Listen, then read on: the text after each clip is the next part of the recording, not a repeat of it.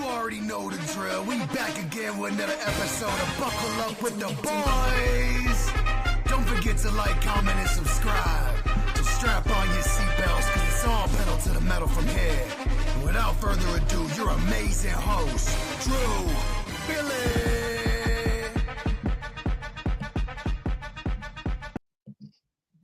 Welcome back to another episode of Buckle Up with the Boys with your host, DB, and host Trevor Dinsmore.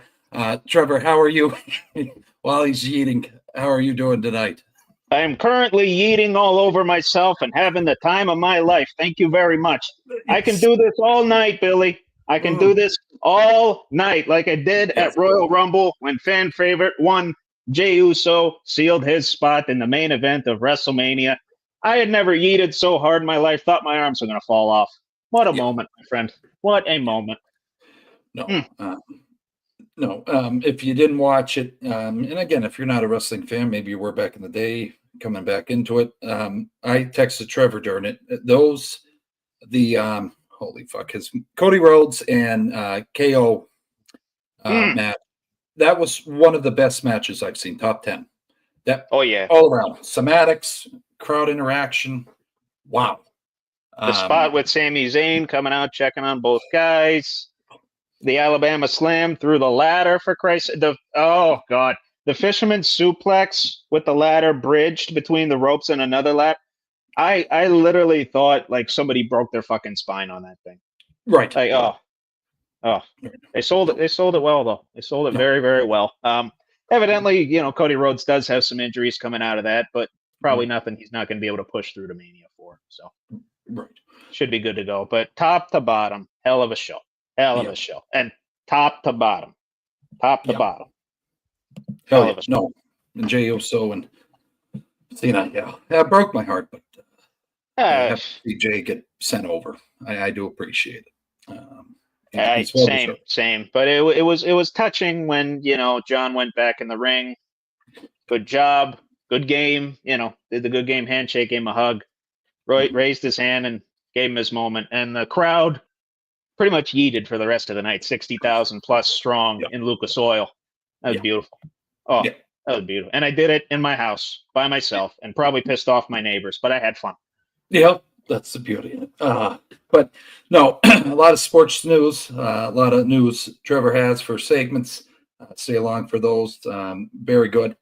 If you're new to the show, also later on, I'll be back with debate time. So just stay along for the journey with us. Buckle up. That's the slogan. All gas, no brakes. But a lot of news here. Starting off with Myles Garrett officially requesting a trade from the Browns. Trevor still has 2 years left on his deal.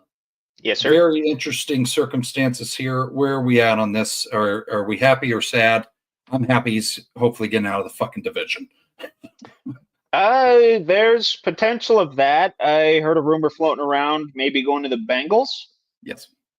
I know that was one of the teams that kind of popped up on the list. I believe the Bills were on there with the Lions, those probably being the three favorites right there. But first of all, I don't blame Myles Garrett whatsoever. With that Deshaun Watson deal, they just kind of blew that team to smithereens, like any potential that they had. On top of the bad luck with the Nick Chubb injury, there's just no future in Cleveland right now. Nick Chubb is probably washed at this point. I don't really see him coming back from another major injury. And the quarterback situation's not going to get any better. Watson has another year on his deal, so he's probably going to stick around. And even with Jameis, with DTR, even if they go draft a guy, it's going to be the same old thing in Cleveland. That's just the way it seems. They had a quarterback in their hands. They had a now all-pro quarterback in their hands with Baker Mayfield, who, bear in mind, again, I hate to say this all the time, but won a playoff game in Pittsburgh as a member of the Cleveland Browns. And then, has a bit of an unlucky season, and then you go in another direction. There's just no patience with that franchise whatsoever. And Myles Garrett definitely aware of that right now as he's seeking out a trade. Yeah. No. And I think Amari Cooper actually, as well left earlier this season. That's another weapon. But no, I think you with the Deshaun Watson deal, you lost Myles Garrett in his prime. Nick Chubb's potential, I think that injury that he suffered against Nico. Yeah, that one was injuries. Yeah. Yeah. That's unfortunate. That's how it went down. But right. His time's up. And then no one wants to basically come to Cleveland, or they just want to get out. So you lose basically your face of your franchise, and he wants to get the hell out of there. That kind of, I think, sends waves across the NFL world that, hey, maybe let's not go to Cleveland. Like, I don't know. Literally, I think it's how it is. I think it's how it is in the movies. And I forget who said it in an interview, but I think it was like Joakim Noah from back in the day, an interview back in the day. Like, who the hell wants to go to Cleveland on vacation? You know, who the hell wants to go to Cleveland well, people want to go to Cleveland to play basketball right now. I can tell you that, but definitely not football. Mm-hmm. Yeah, no. And they weren't even interested in trading him. At the beginning of all this, Andrew Berry, general manager, he's kind of blindsided by this. And I don't know. We'll see what the hell happens, Trevor. But anything else on Myles Garrett, though? I'm just looking at how shiny this thing looks in reflection. It's beautiful. Yes. It's beautiful. For those wondering, it is not the winged eagle belt that Kevin Owens has been carrying around. It's the big eagle belt. Oh, yes. Stone Cold, famous for carrying this one. Yes. And the reason I got this one over the other one, it's like $100 cheaper on eBay. So right. I was happy. Hell yeah. But no, switching over here, we'll go over to now the Raiders news. Chip Kelly is now going to be their offensive coordinator. He was a decade away from the NFL. Trevor, how do we feel about the signing, joining forces with Pete Carroll at the helm? Yeah, two old geezers that are going to be running the Raiders coaching. Yes. But no, literally two experienced guys that have had a lot of success both at the NFL and at the collegiate ranks, especially recently with Chip Kelly winning a national championship at Ohio State. Excuse me, the Ohio State. It's the only time I'm going to say that because, yes, they beat Notre Dame. I have a little bit of respect for actually, I have a lot of respect for Will Howard. Still don't respect Ryan Day, but I can respect the fact that they beat us. All that to say, led a premier offense, both in talent and in dollars, to a natty, and hopefully can start to do the same here in Las Vegas. Definitely won't have the relative quality of pieces that he did at the collegiate level, but that's going to be something that Pete and Chip Kelly have to figure out. Both brilliant offensive minds, and I have a feeling that they're going to do good things in Las Vegas. You know, I think both of those guys, they might just be bridge guys, but those are two pretty damn good bridge guys, if you ask me. And especially with Brady making a lot of personnel decisions, I think the Raiders are going to be just fine. They just got to draft right. I think they're going to have some sense about drafting now. I don't think it's going to be the Raiders drafting anymore. I think it's going to be the new Raiders drafting. Yeah. Well, I hope anyway, for Raiders fans' sake. But I think there's going to be a sensibility in that locker room. We got to draft right. We got to sign key free agents. We got to play these player personnel, and coaching personnel decisions right. We can't just throw spaghetti at the wall and hope it sticks, because spaghetti doesn't stick. Right. Yeah. No. Also, I mean, you got a hell of a piece in Brock Bowers to work with there. Oh my God, yeah. Centerpiece of your offense right there. Yeah. Record setter. Yeah. Excellent. Yeah. Now, so I mean, hopefully, new regime can change the old Raiders' way of drafting a punter, kicker in the first round. Hopefully, some fucking. Well, if we control the field with his leg, it's gonna. Okay, Al. Rest in peace. But Jesus. But moving over here as well, Russell Wilson prepares to enter free agency for the second straight offseason. He's now 10-time Pro Bowl quarterback. Trevor, if anybody watched it, I just caught a glimpse of it. The first drive with him quarterbacking was basically what we saw in the regular season. Dump down, run, sack, turnover on downs. So it was good. It was good to see. But anyways, he stated, Trevor, he does not want to go join the Raiders organization. He wants to stay with the Steelers. Our feelings on this? I mean, this is going to be a disaster in Pittsburgh. I'm very nervous here. And it's going to go all the way till March, probably. Maybe even. I've only wanted him as a Steeler for about 4 weeks of my life. Yeah. Other than that, I didn't want him to start the season. I barely wanted him in the middle of the season. I certainly didn't want him after Fields went 4-2 for us. Yeah. I don't want him now. I don't. Mm-hmm. He's washed, man. I'm sorry, but he is. And I know he loves Tomlin. Tomlin loves him. They're butt buddies. I get it. And Tomlin's going to go with the guy that he generally likes. Why don't you like Justin Fields? Why don't you like Justin? I don't know. I don't know. I hope what Mr. Rooney says is right, that somehow, some way they can get them both back. But if you got to pick one, you got to go with the young guy, in my opinion. I think you got to go with the young guy. I don't know. Maybe a full off season, maybe a full camp with Russ. Obviously, he got why he was pushing a sled last training camp. I have no earthly idea. But you get a full camp with him. You get full reps in the preseason. Maybe it works out, and maybe it doesn't. Yeah. I'm skeptical, to say the least. And I know Russ, in his short time in Pittsburgh, has meant a lot to this community. Does a lot of philanthropic things for the Pittsburgh community. But on the field, we need results, my friend. We need results. And in those last 5 games, you did not deliver any results. Mm-hmm. I'm sorry. You did not. You were 10-3. You went 10-8. Yep.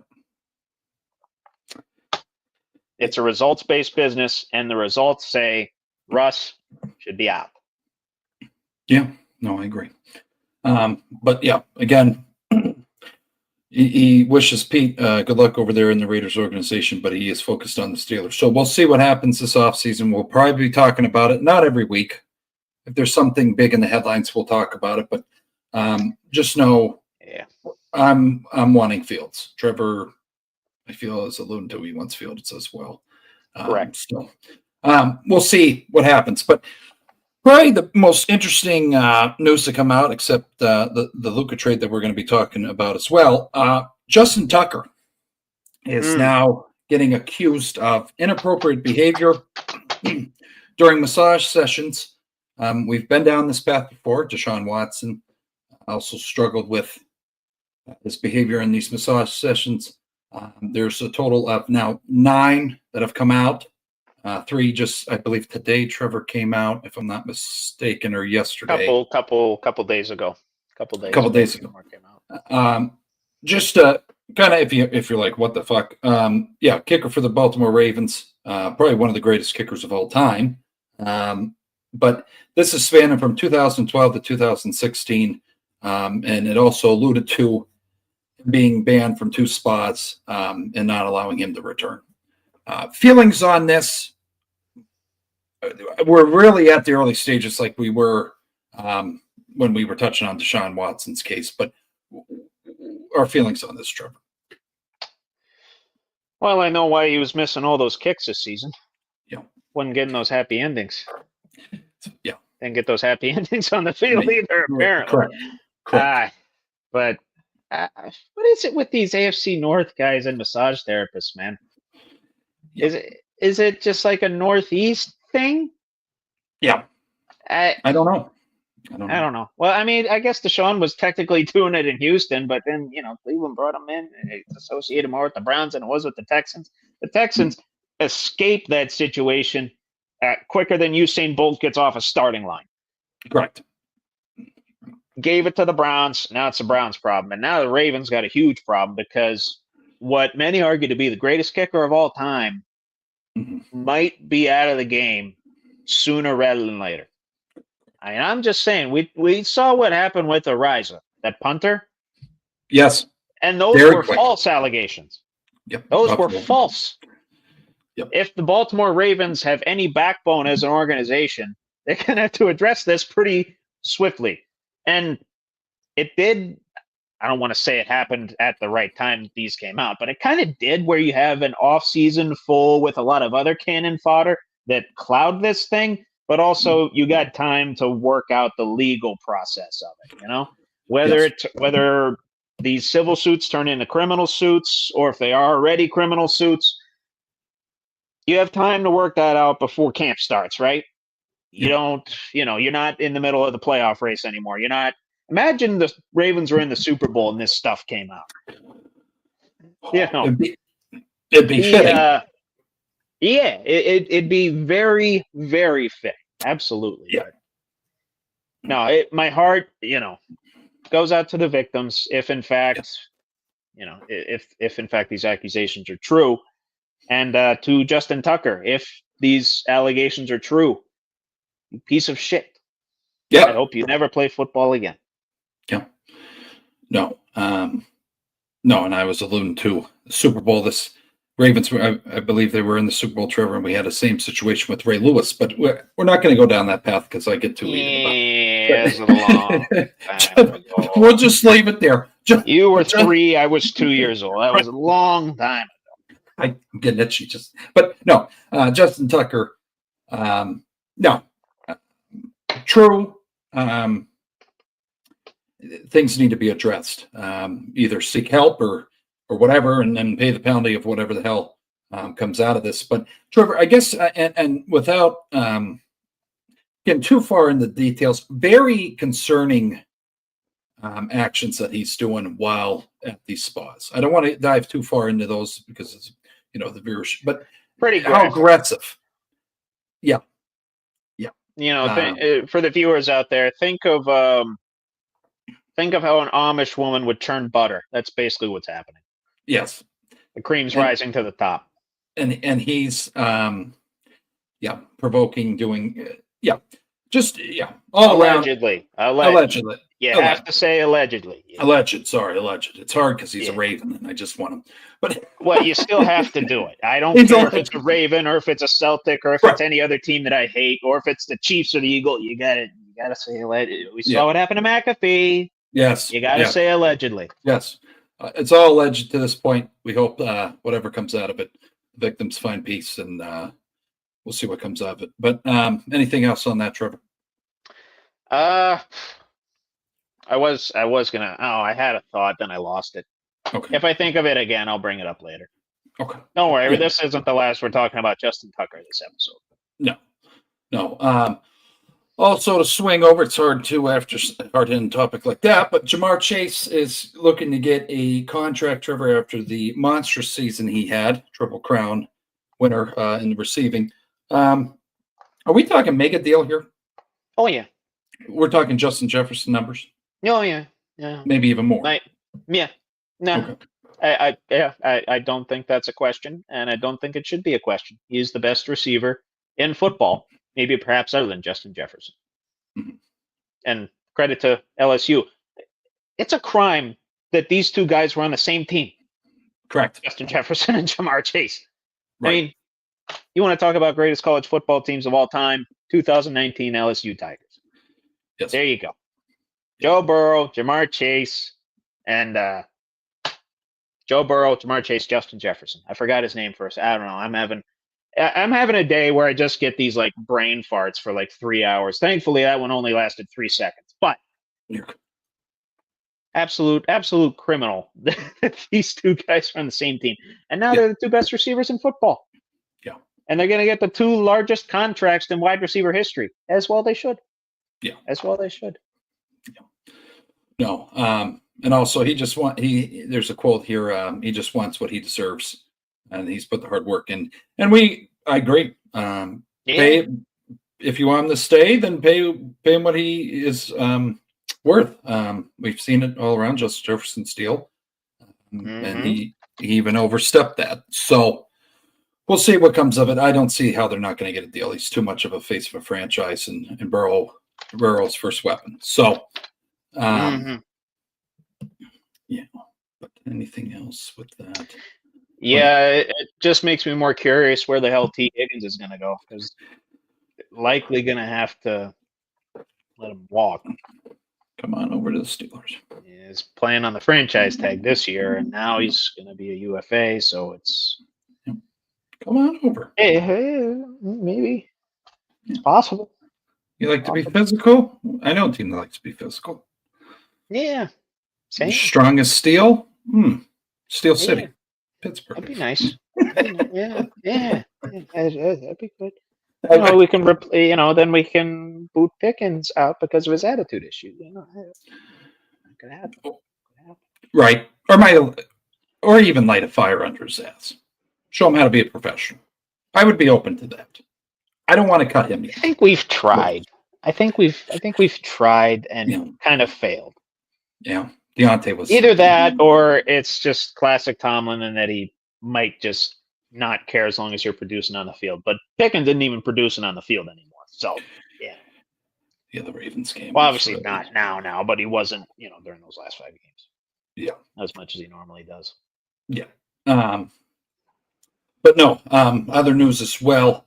Brandon Beane is back in the spotlight as well. Was last week due to him wanting to get information from the league. I believe this was Wednesday or Thursday, Trevor. He had a press conference right after our episode on Tuesday. Getting information from the league, answers on the first down play, also the taunting, also the last play he felt that there was pass interference on Kincaid when he was trying to come back. There's a whole bunch of answers, but now he's saying we're not far away, but we need some pieces in place, and he's now going after the receiving core not doing enough. They brought in Keon Coleman, but he was only a rookie, only produced, I think, 699 yards. That's just off the top of my head. Still pretty good for a rookie. But right. So you feel they're one move away from Super Bowl? That's what he's saying. That's a loaded fucking question. I tell you what they are. They're one wire transfer to the NFL Officials Association or whatever that union is away from winning the Super Bowl. I'll just say that. They had the pieces this year. Von Miller was having a good year. Ed Oliver was a freaking beast. Beast. Obviously, Josh Allen, Dalton Kincaid, Dawson, all having good seasons. Khalil Shakir came on strong. Keon Coleman had his moments. I know not as much down the stretch, but still had his moments. I don't know. They were gelling this year, man. They were as close as, James. Oh, my God. James Cook. Hell of a season, man. One of the best running backs in football. I got to see. I might look up, see if his contract's coming up. He might be getting a bag pretty soon, too. He deserves it. No, absolutely. And that was half the reason I thought the Bills had an excellent chance against the Chiefs. They had a run game. They could control the football. But to me, as long as they're playing the Chiefs in the playoffs in Arrowhead, I don't care. It's Arrowhead. I'm calling it Arrowhead. Yep. We know what's going to happen, and we know why it's going to happen, and we know everything that comes with that and everything that we can't say. Otherwise, you're going to get fined like Joe Mixon did for not even tweeting about it. Right. And then he proceeded to follow up on that tweet saying the fact that he got fined for saying something that he didn't say was bullshit, and then he got fined for that. Meanwhile, Travis Kelce's out here taunting guys on the field, only gets fined, $13,000? Yeah. That's literally the cost of jet fuel to Taylor's next concert. That's not, that's nothing. Yeah. Stupid. And I felt, again, we're not really journalists. We just like to talk sports, and this is our therapy. We're bullshitters, yes. But I'm going to pull out my little sports reporter shit here, Trevor, and dig on your journalism cap. I'm going to put the journalism cap. I'm going to put it on. I'm going to. Is that your journalism cap? What's the logo on that thing? Is that a Southern Tier? Is that Southern Tier? Oh, that's beautiful. Good beer. That's beautiful. Mm-hmm. Oh yeah, they got a bar downtown here. You want to sponsor? That would be cool. Wonderful. I frequent that place. I might have to pop in to the owner and say, hey, if I buy X amount of beer here per week, can you do this for me? Yeah. Or a tequila cowboy, that would be kind of cool. But anyway, that would fit our show perfectly. It would be wonderful. But is your shot in that really reading into this, Amari Cooper. Hey, we acquire you. We save you from the Browns. What the fuck did you do this season? Or am I reading into that a little too much? I think so, because Okay. it's tough to integrate a guy into your offense mid-season. Coming from a different system, coming from a different philosophy, different voices in their head. It's a whole new environment. Some guys, they find the right guy at the quarterback spot, right guys coaching them. They get the right voices in their head. They have the right attitude, work ethic, so on and so forth, and it just clicks right away. Right. And I'm not by no means am I questioning Amari Cooper's work ethic. He fantastic NFL player, 1,000-yard receiver for the fucking Browns. I mean, geez. Right. So no issue with his work ethic. It just might not have been the right fit on that short of notice. You know what I mean? Again, you give a guy an off season, you give a guy a camp to potentially get used to Josh Allen, to get used to Sean McDermott's offense, to get used to everything about. I can't imagine what kind of culture shock it was for Bills Mafia as well. I mean, Cleveland fans are pretty nuts too, but Bills Mafia is a whole nother animal. Right. So a lot of factors probably went into that, and it's definitely not any one thing. But you give a guy an offseason, you give a guy a camp, you give a guy a lot of reps with the first team in the offseason to get ready for a whole entire stretch of a season. I think magic can happen. Okay. I mean, the first game they're there, Trevor, or first game he's in a Bills uniform, they already have a nickname for him, and they're basically doing what we do for Heath back in the day, and Muth. Mm-hmm. They're saying Coop. First game. Oh yeah. This fucker hasn't even caught a ball yet. He's on the field. They're yelling Coop. So he's already beloved. That's what they do. They rally around whoever puts on that blue jersey or white jersey, and they love him. So, but anything else on that end, or are we good there? No, I think you kind of covered it there. Okay. But yeah, now the Bills, they'll be back. They'll be back. Yeah. No, I'm not. Sorry, the game. The first time in my life I have not been excited to watch the Super Bowl. Would be this year. Some reason we have to know why. When the Eagles and Chiefs touchdown, they did arrive. Eagles arrived on Sunday at 3:30, and the Chiefs arrived at 5:02 on Sunday. Getting ready for this whole media week here, all these interviews, and getting ready for the game on Sunday at 6:30. Are you watching it, Trevor? No. Public, you're not going to watch the Super Bowl. I got better things to do. I could I could look at my wall. Okay. I could repaint it, watch the paint dry. I set up my bar stools out by my bar. I'll have to send you a picture of that. They're actually pretty nice. Okay. I got laundry to do. I got The Sopranos to watch. I actually got like tax accounting work to do. Currently running through Drake and Josh again. Running through the whole Spider-Man saga and Obi-Wan Kenobi as well. I'm kind of balancing a lot of stuff when it comes to my shows right now. Bob Dylan to listen to. My desk to reorganize. Beer to drink. Basketball to watch, hockey to watch, wrestling to watch, keep track of when the pitchers and catchers report, check out Livy Dunn's Instagram. I feel like I'm extending this a little bit too far. You're right where you get the point. You got it. I do. Yeah. Okay. Good. I got better things to do, people. I got better things to do. Hell, I might watch a replay of the Pro Bowl games. I don't know. Right. But the New Orleans is planning to host its 11th Super Bowl between the Eagles and Chiefs on Sunday at 6:30. If you're looking to watch that, I will be participating in square bets. I enjoy those no matter what the game is. But I'll be more focused on looking down at FanDuel than actually watching the game. That's saying something. I might just watch the lines and see what the hell I can blow money on and hopefully walk out with something. I will say this. if I know two guys I'm going to put bets in for a touchdown. If it doesn't happen, that's when I'll probably just go berserk and just say fuck it. Let me guess. Saquon and who else? Kelsey. Travis? Okay. That will be in my parlay. That's fine. Yes. I might throw a little money at Xavier Worthy to score 2. Yeah, 2. I just feel like, Andy Reid's going to get in his bag. He's going to get Worthy the ball. And obviously he's the speedster. He could break a couple plays. Yep. A couple end rounds, what have you. Yeah, but and then last a couple things here. Moving over here to Baker Mayfield. Liam, is it Cohen's? Is that how you pronounce it? Cohen. Okay. Cohen. Hey, wait. Can I say it? Can I say it before you? Duval. This guy. He's such a. Okay, go ahead. Liam Cohen. His departure.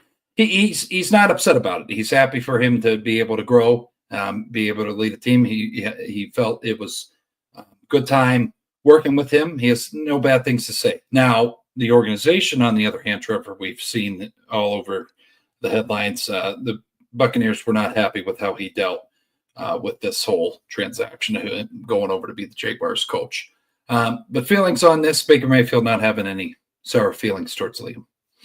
Exactly what I would expect. Okay. He's focused on what's in front of him, not what's behind him. Yeah. And no matter who his OC is, no matter who his quarterback coach is, Baker Mayfield's going to compete. And, well, quite frankly, I'm going to hammer this home until people understand it. Until Mike Evans is off of that Tampa Bay Buccaneers team, do not count them out. Yes. Unless he gets hurt. But otherwise, until Mike Evans is no longer playing football for the Tampa Bay Buccaneers, trust in the Tampa Bay Buccaneers to win the NFC South, especially given the current state of things in that division. Yeah. And I have all the faith in the world in Baker Mayfield to be, I'd say, a top 5, top 10 quarterback in the NFL next season as well. Yeah, no, I agree. Again, we alluded to it earlier. I don't know if you would have told me he was on the Browns, what the hell he would have turned into. Yeah, and I know the answer that some people wanted to that question. Like, I think he's hiding his true feelings and that Liam Cohen's a piece of shit. No, yes, that's the PC answer, but it's also probably his true feelings toward the situation. Right. A lot of people got to realize these guys are professionals. They don't let feelings get in the way of business, right? And Baker Mayfield is in the business of hurling a pigskin and winning football games. Yeah. Doesn't matter who's coaching him. Doesn't matter who he's working with. He's going to make it work. He's going to do exceptionally well in this league. Yeah. That's just the nature of the business, my friend. Yeah. No, I agree. Also, we alluded to him already, Mike Evans. He's saying he's already practicing for a potential Olympic appearance 3 years away, Trevor. He's hoping if he's retired by 2028, he wants to participate if there is going to be flag football in the Olympics. Do we see that happening? I know we discussed about that in the summertime. Yeah. Do I see Mike Evans making it to the games? Yeah. Yeah. No shit. Yeah. Okay. Why not? Okay. Yeah. I mean, it's flag football. There's not going to be any contact. I don't care. I don't know how old Mike Evans is offhand, but even if he's 45, T.O. was playing arena football. I think he was like 50 years old. These guys are like still exceptionally well conditioned and in better shape than you or I will ever be, even in their 40s. Right. A lot of them are. They maintain the diet and the workouts and all that stuff. Right. So, would I be surprised? No, not in the slightest. Okay. Do I think he's going to have a top wide receiver roster spot? Probably not. Might go to guys like Tyreek Hill, Jetta, Jamar Chase. Yeah. But he'll be on the team. Yeah. No, I'm interested to see what the hell happens with that. I'm excited for that. And we'll hope he's a monster on the field. I think he doesn't get enough respect either, Trevor. He's had a 1,000-yard season every year in the league. Tied Jerry Rice. Mm-hmm. Probably the greatest fucking wide receiver ever. I'm not sure what else he needs. And unless you've been living under a rock, Jerry Rice, when you're in a conversation with the greatest wide receiver of all time, doing pretty good for yourself. Yeah. Yeah. And didn't always have the best. I mean, Tom Brady, not Baker, but Oh yeah, but he was dealing with the likes of Ryan Fitzpatrick, Josh Johnson, Jameis for a while. oh God, Yeah. Yeah. It was quarterback purgatory for a little bit there. Then Brady came along, and now the emergence of Baker Mayfield. So, there It's you go. still weird to say. It's just weird. I know. to hear it. It's Sober Johnny Manziel, right? Johnny Yes. Manziel with a work ethic.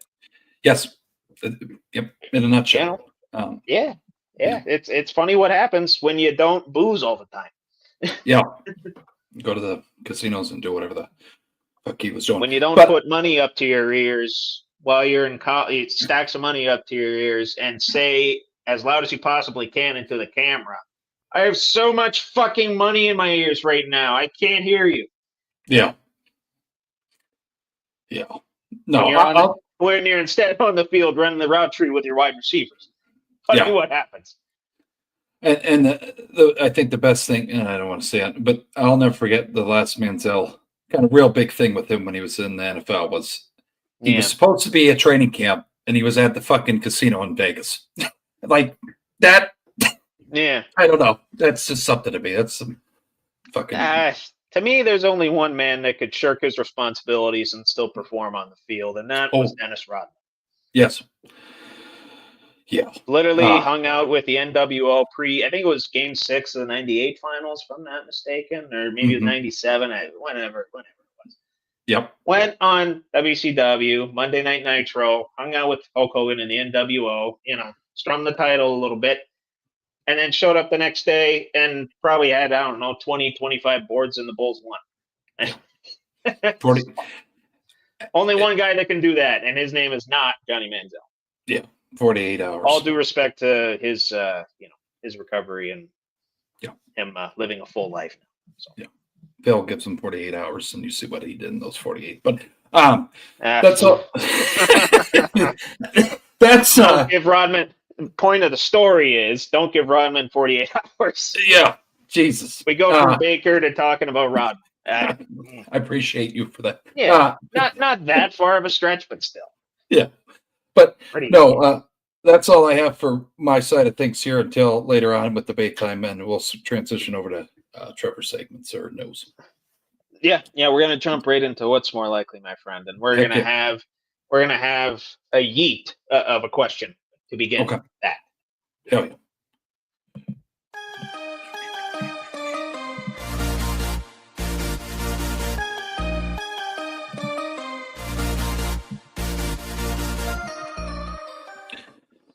What's more likely with Trevor Dinsmore? I still got to put your headshot on there. I'm sorry. I tell you what you do. You want me to pose real quick? I can pose, and you screenshot me right now. Can we do that? Okay. You want me to do serious, or you want me to smile a little bit? It's up to you. All right, I'll do serious. Okay. We'll crop it and make it look good. Okay. We'll do one where I'm smiling. Go. Yeah. All right. Get your phone again. I feel like if we have that every week, it's going to be like, oh fuck, I'll smile. Okay, we're good there. Okay. Cool. Okay. I dig it. Yes. Dig it. Right. Thank you, my friend. And first things first. I told you guys about a new little couple lists that I have going. One of them being the shit list, one of them being the yeet list. And of course, who else would I throw on the Buckle Up with the Boys yeet list this week than the Yeet Meister himself, Yeet. One, Jey Uso. You just made the list, my friend. Yes. Yeah. I got a new pen too. Oh, hell yeah. Jey Uso. Yeah, hell yeah. Right under Saquon Barkley. Congratulations to Jay. And speaking of Jay in his post Rumble presser talked about going to fight Gunther. Mm-hmm. And naturally, the other Royal Rumble winner on the night, the returning Charlotte Flair, who came back after about a year being off due to various injuries. I believe the lead cause was a knee injury. She had that, she had that bedazzled brace on. I don't know if you noticed that.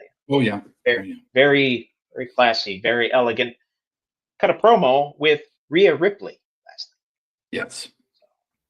Obviously, you got to think those two matches are probably going to happen, right? Yeah. Who's more likely to swerve us and go with the other world champion, Jey Uso or Charlotte Flair? Charlotte theoretically could go to Tiffy. Jey, he said he's going to visit SmackDown and visit Cody, but that isn't going to happen, right? They're friends. Yeah, I think we're gonna see Charlotte. Charlotte Yeah. and Tiffy. Yeah. Ooh, I like Yes. that.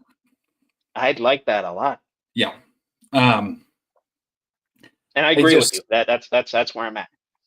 I just think there's so much more we can do with Rhea, with her having the title. Let's not explore that right now. I mean, that's just what I'm hoping they do. Charlotte comes back. I mean, that's kind of people were pissed off. She came back. She wins the Rumble. It's like, I don't know what the hell you want me to say. She's royalty. She's fucking Ric Flair's daughter. Can we? Yes. I tell you who people probably wanted to win it was Alexa Bliss. Yeah. Oh yeah. She came back at 21. Had one of the biggest pops of the night. Definitely the biggest pop of the women's Rumble. I popped for it too. I kind of went nuts. And then she had the friend/fiend forever on the back of her jacket. It tugged on the heartstrings a little bit too. But ultimately royalty won out in the end, and you got some possibilities here with Charlotte. You can put her against the uber athletic Tiffany Stratton, who's on a fucking heater right now on SmackDown. Mm-hmm. Or you could have Rhea Charlotte 3 at WrestleMania. They fought 2 times before at Mania. Once was during COVID. The last one, WrestleMania 39, when Rhea won the title off of Charlotte, did the what's her Riptide off the top rope. Yep. And you could have another one right here 2 years later, have the third and final match, and I don't know, seemingly more flexibility there than with Jey and Gunther. I think that one's kind of set in stone. With Jey lost Intercontinental title matches to Gunther, obviously lost in Saturday night's main event for the world title.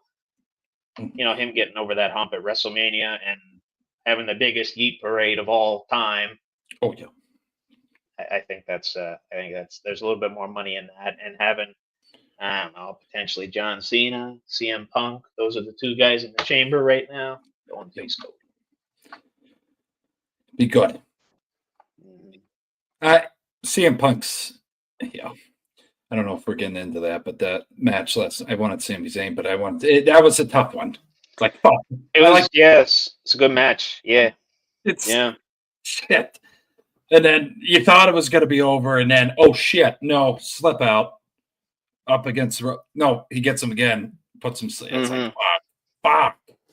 Give me more. And then we're not going to allude to it, but the fucking whole thing during that segment, Trevor, the cutouts, I was like, come on, Netflix. Fuck.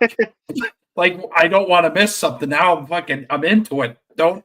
Thankfully, the most extended cutouts happened post match. Prior. Yeah. So and a little bit prior as well. Yeah. And I will say, in regards to that Rumble match, I was screaming after Mysterio came out, and I know you and him. I was screaming at the top of my lungs, please send Penta out there right now. And lo and behold, hopefully a WrestleMania preview. Hopefully. Fucking awesome. Be a nice spectacle match, if you know what I mean. Yes. For the greatest luchadors of all time. Yes. Duking it out, Mania. That'd be nice. I don't know how you tell that story other than the fact that, obviously both guys have a shit ton of equity in the business. Yep. Just kind of put that on display, I think. Yeah. Oh, I can watch really a traditional face versus heel there. But anyway, I'm getting too far into WrestleMania talk here. Let's continue with what's more likely. Yeah. More likely to get a trade from their respective team.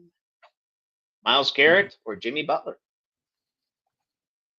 Mm, I know both organizations, the Browns and the Heat, have expressed their disinterest in yeah. trading their respective stars. But who's more hard nosed? Browns owner Oh, or Pat? Pat. Yeah, right. Pat. All day. Yeah, yeah. Old So you Irishman. think Myles Garrett's going to trade then? Yeah. I'm with you. We were disagreeing all last week. We're 2 for 2 tonight. We're off to a good start. Yeah. No, Riley's Jordan rules. There's so much. Mm-hmm. He's such a fucking. He's playing chess in his head, Trevor, all day. So, 3D chess. 3D. Yeah. Yeah. His moves might be slower, but he's still fucking playing. Oh yeah. Oh, you bet. Yeah. You bet. Yeah. But no, that's where Pat Riley all day. Mm-hmm. Got you. Yeah. Yep. Yeah. I don't know where Myles Garrett's going to go. My first thought immediately was the Lions. Yeah. Super Bowl contender. Obviously, what they win 15 games this season Mm-hmm. before not a first round, but a divisional exit, the Washington Commanders. But they had a lot of injuries on that side. Myles Garrett doesn't really get hurt that often. No.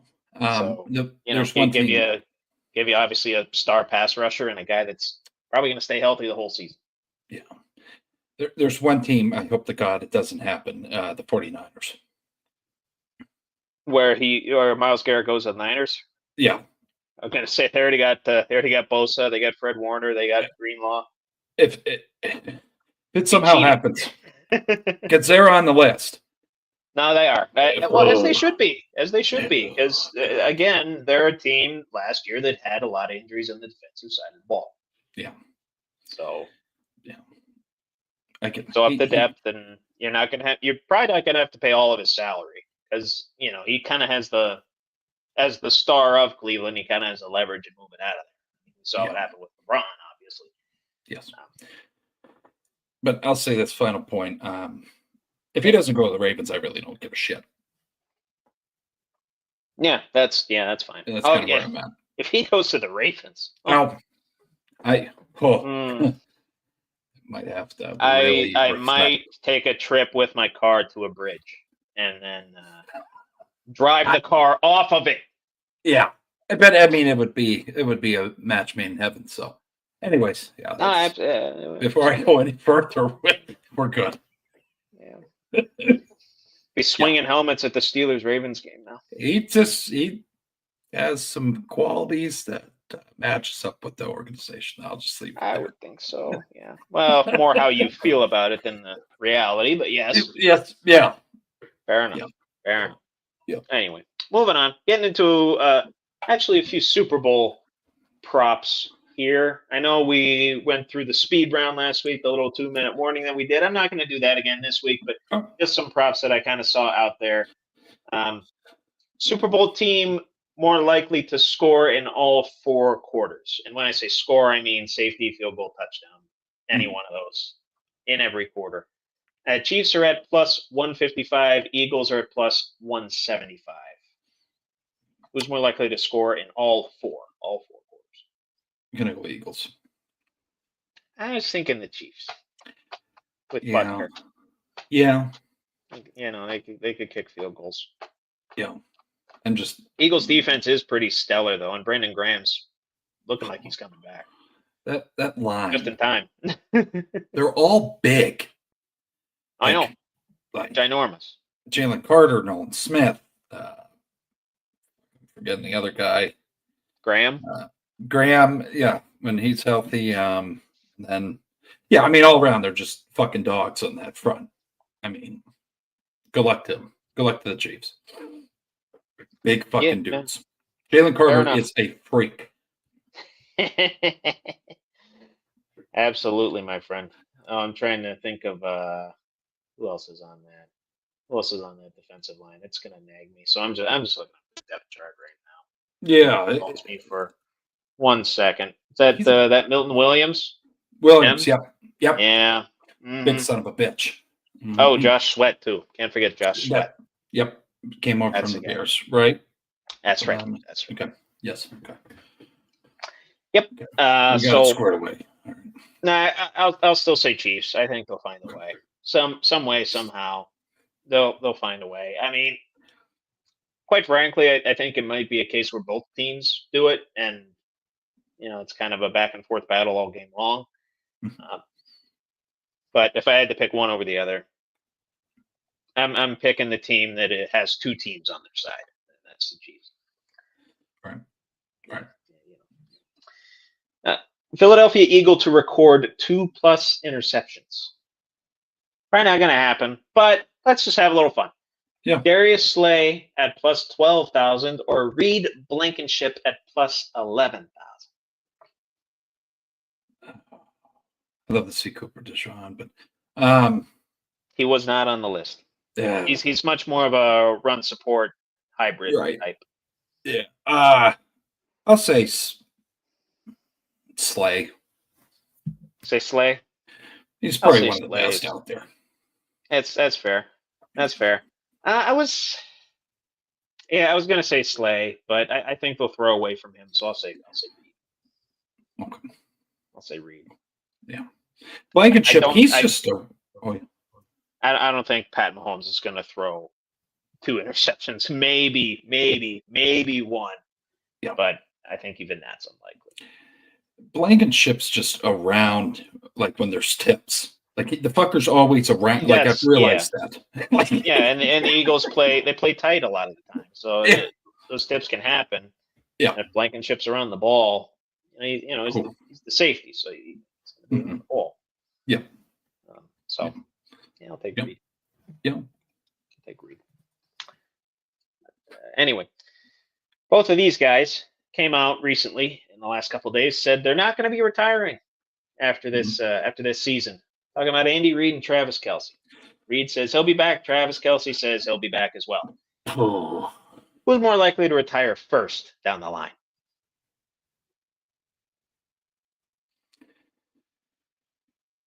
Andy's diet. I just don't know how we're still here. But anyways, who cares? Andy, I'd say Reid.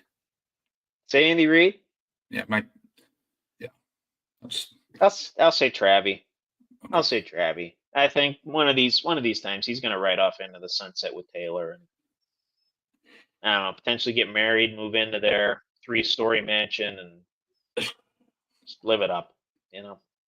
Here's the thing, though, with him. Has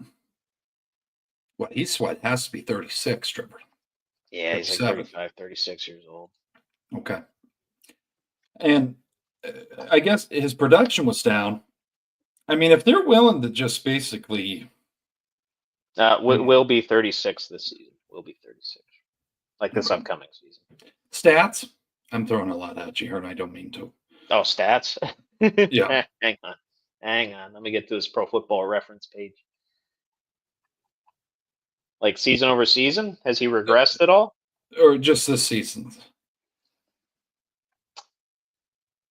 Well, his yardage did go down quite a bit. But his receptions went up from 2023. Averaging 8.5 yards a catch versus 10.6 yards a catch last season. Only had 3 touchdowns this season. He had 3. Yeah. And I don't recall that he had one before like week 8 or 9. He went a long time without one. I remember people were talking about him and Trey McBride in the same vein for a while. Yeah. Here's the interesting thing, and I don't think with him the big play threat is kind of subsided a little bit, but he still finds those open spaces. Gets timely first downs and plays good situational football at the tight end spot. Sorry for interrupting. Go ahead. No, you're good. I almost dropped my freaking Zen on the floor. But that would have been a Greek tragedy, huh? I would have. 6 milli? 6 milli? No, it's 6 milli strictly. If you do that 3 milli, just put a wad of paper in your mouth, loser. Anyways. Anyways, that's a word you use a lot of. I'm not condoning. Loser. I'm not condoning anybody. Whatever. Fuck it. Would you trade? I don't mean to ask you a question within your segment, but this is where we're at. Interesting. I've never seen it before. Would you trade the money that he brings and be okay with the down low on the production? Yeah. You get to have Taylor. I mean, that's where it's Yeah. such a fucking bizarre concept that we're seeing right now. I would be, because the Chiefs are an attraction now. Yeah. People want to go play for the Chiefs to win championships, right? Yep. It's an attraction. Mm-hmm. Not to mention, you get favorable treatment from a certain group of people. Yeah. And then, a guy that's the head of the league comes out and says, "Oh, there's no conspiracy." Sure thing, Roger. Jake off. But yeah, but yeah, he still had 97 catches. So Yeah. at the I tight just end, said that. he's still, as his mobility maybe down a little bit, but but he still has godly-like chemistry with Patrick Mahomes still. Yep. Doesn't even run. Yeah. Yeah. Doesn't run more than 5 yards down the field, but he'll end up getting 10 in a first down whenever you need him to. Yeah. And you got Juju and Hollywood Brown and guys Xavier Worthy for the big plays. Yep. Hopkins. Yeah. D-Hop, yeah. Who kind of underperformed this season. Oh, he's just trying to get a ring. Yeah. But yeah, that's all I had to ask, Trevor. It's just very interesting time we're in here. Yeah. So yeah. I got you. What I am most excited for in this year's Super Bowl is the halftime show. Yep. One of the best rappers of our generation, one Kendrick Lamar, will be headlining. Mm-hmm. Have you heard anything on special guests yet? I haven't really been tracking that too closely. I've seen the commercials, but I haven't seen some stuff on Instagram, but nothing very substantiated, as you might expect. But anyway, most likely first and last song combo for Kendrick Lamar. Or I should say, what's more likely to be the first and last song? Humble first, and then Not Like Us last, i.e. the Drake diss track at the very end. He's probably not going to be able to say certain words in that one, but even in Humble, you can't say certain words. Right. Or any other combination that's out there. And I got odds for you. Humble is at plus 160 on FanDuel Sportsbook Ontario to be the first song, and the next closest is actually Not Like Us. He comes out, starts Not Like Us, and then Not Like Us is minus 160 to be last. The next closest to be last is All the Stars at plus 210. Oh. And then I got a full list if you really want to hear it. Yeah, no. I'll go with the first one. I think you're safe there. Do Humble and then. Yeah, just go chalk with Kendrick songs. Yeah, and then just go Not Like Us at the end. I think that would be. I'd be happy with that. Over under on the amount of songs played from his Damn album. Say 3.5. That's not an official prop. I'm just spitballing. I would do that. That would say over. I think that's one of the most important albums of his career. I think you got to throw. Oh, I would say so. Some of those in there. So, DNA, Humble, right? Yep. What else?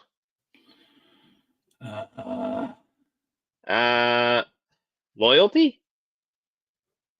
Yeah.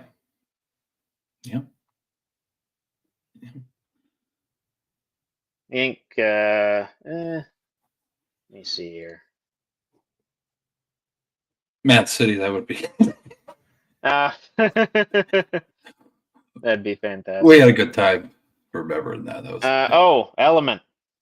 Oh, Element. Yeah. So Humble, DNA, Element, and Loyalty. Although Loyalty is featuring Rihanna, though. I don't think you'd. Maybe she comes back. That'd be nice. She killed it last time. Yeah, correct. While pregnant, by the way. Yes. While pregnant, didn't get enough credit. How many feet in the air on that platform thing? Yep. While pregnant, performing at halftime and fucking killing. Yep. I'd like that. Mm-hmm. Okay, so yeah, all right, I'm with you. Okay, over on that, as well, and then I'll take the humble not like us combo first, last. Yeah. Cool. Gonna be entertaining, I think. Oh, I think it'll be Gonna be good. entertaining. Yeah. It's always a good show. Oh yeah. No, absolutely, especially for artists of that caliber. Usually, you don't really get that because they don't pay these artists for this. No. They just get the publicity for it essentially. But Kendrick's going to make the NFL a ton of money. Kendrick's going to make a ton of money after the fact. So Yeah. Right. it works out. He just won 5 Grammys. So yeah. That's true. I mean, Christ, how many Grammys did he take? He is that photo. How many Grammys he take home? Yeah. I don't know, 6. Yeah. I forgot to count. To count. I was too busy looking at Kanye's wife. Yeah. What is it? You see what she was wearing? Not then. She wasn't wearing anything. He is. He's a head case. I'll just leave it there. Oh, I know. Just there's a lot coming out. What was said prior to her. We'll talk. I just. Yeah, we can talk offline at length about it for sure. But there's concerning. Mm-hmm. Oh yeah. Needs to be looked into. I'll leave it at that. Exploited. Brain needs to be studied after they're gone. Yeah. See what the hell's going on there. Whether it's just plain old narcissism or if it's something big. Yeah, Brady was not out of line saying to Kim Kardashian, "Hey, I would be worried too because your kids are home with their dad." When he said that in the roast, I get. Yeah, I agree. I'll leave it there. That was good. I got to watch that roast again. That was one of the greatest. That was one of the greatest comedy events. Kill Tony. He's. Oh. I'll just leave it there. What did he start with? Nice shoes, bitch. Did you get those in a divorce? Yeah. Jesus. And then it just went way downhill after, and we're good. Yeah. And he made all the King jokes with Bert Kreischer. Oh, that's so good. Yeah. That's so good. Anyway, moving on. That was the last I had for what's more likely, and I think that's the last I'm talking about the Super Bowl until next season. So, go Eagles.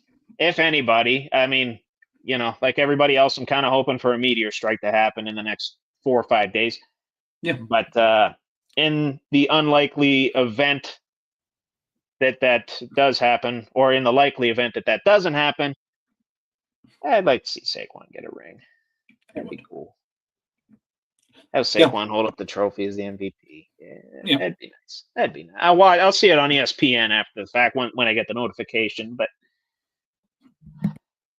But yeah, I mean, we probably know what's going to happen, right? Yeah. Yeah. But go Eagles. Yeah. Go Eagles. I'm not going to say it again. On all in raise check or fold, Billy. If you want to do that up, please. I'm going to go put my title down real quick. Shit's getting heavy.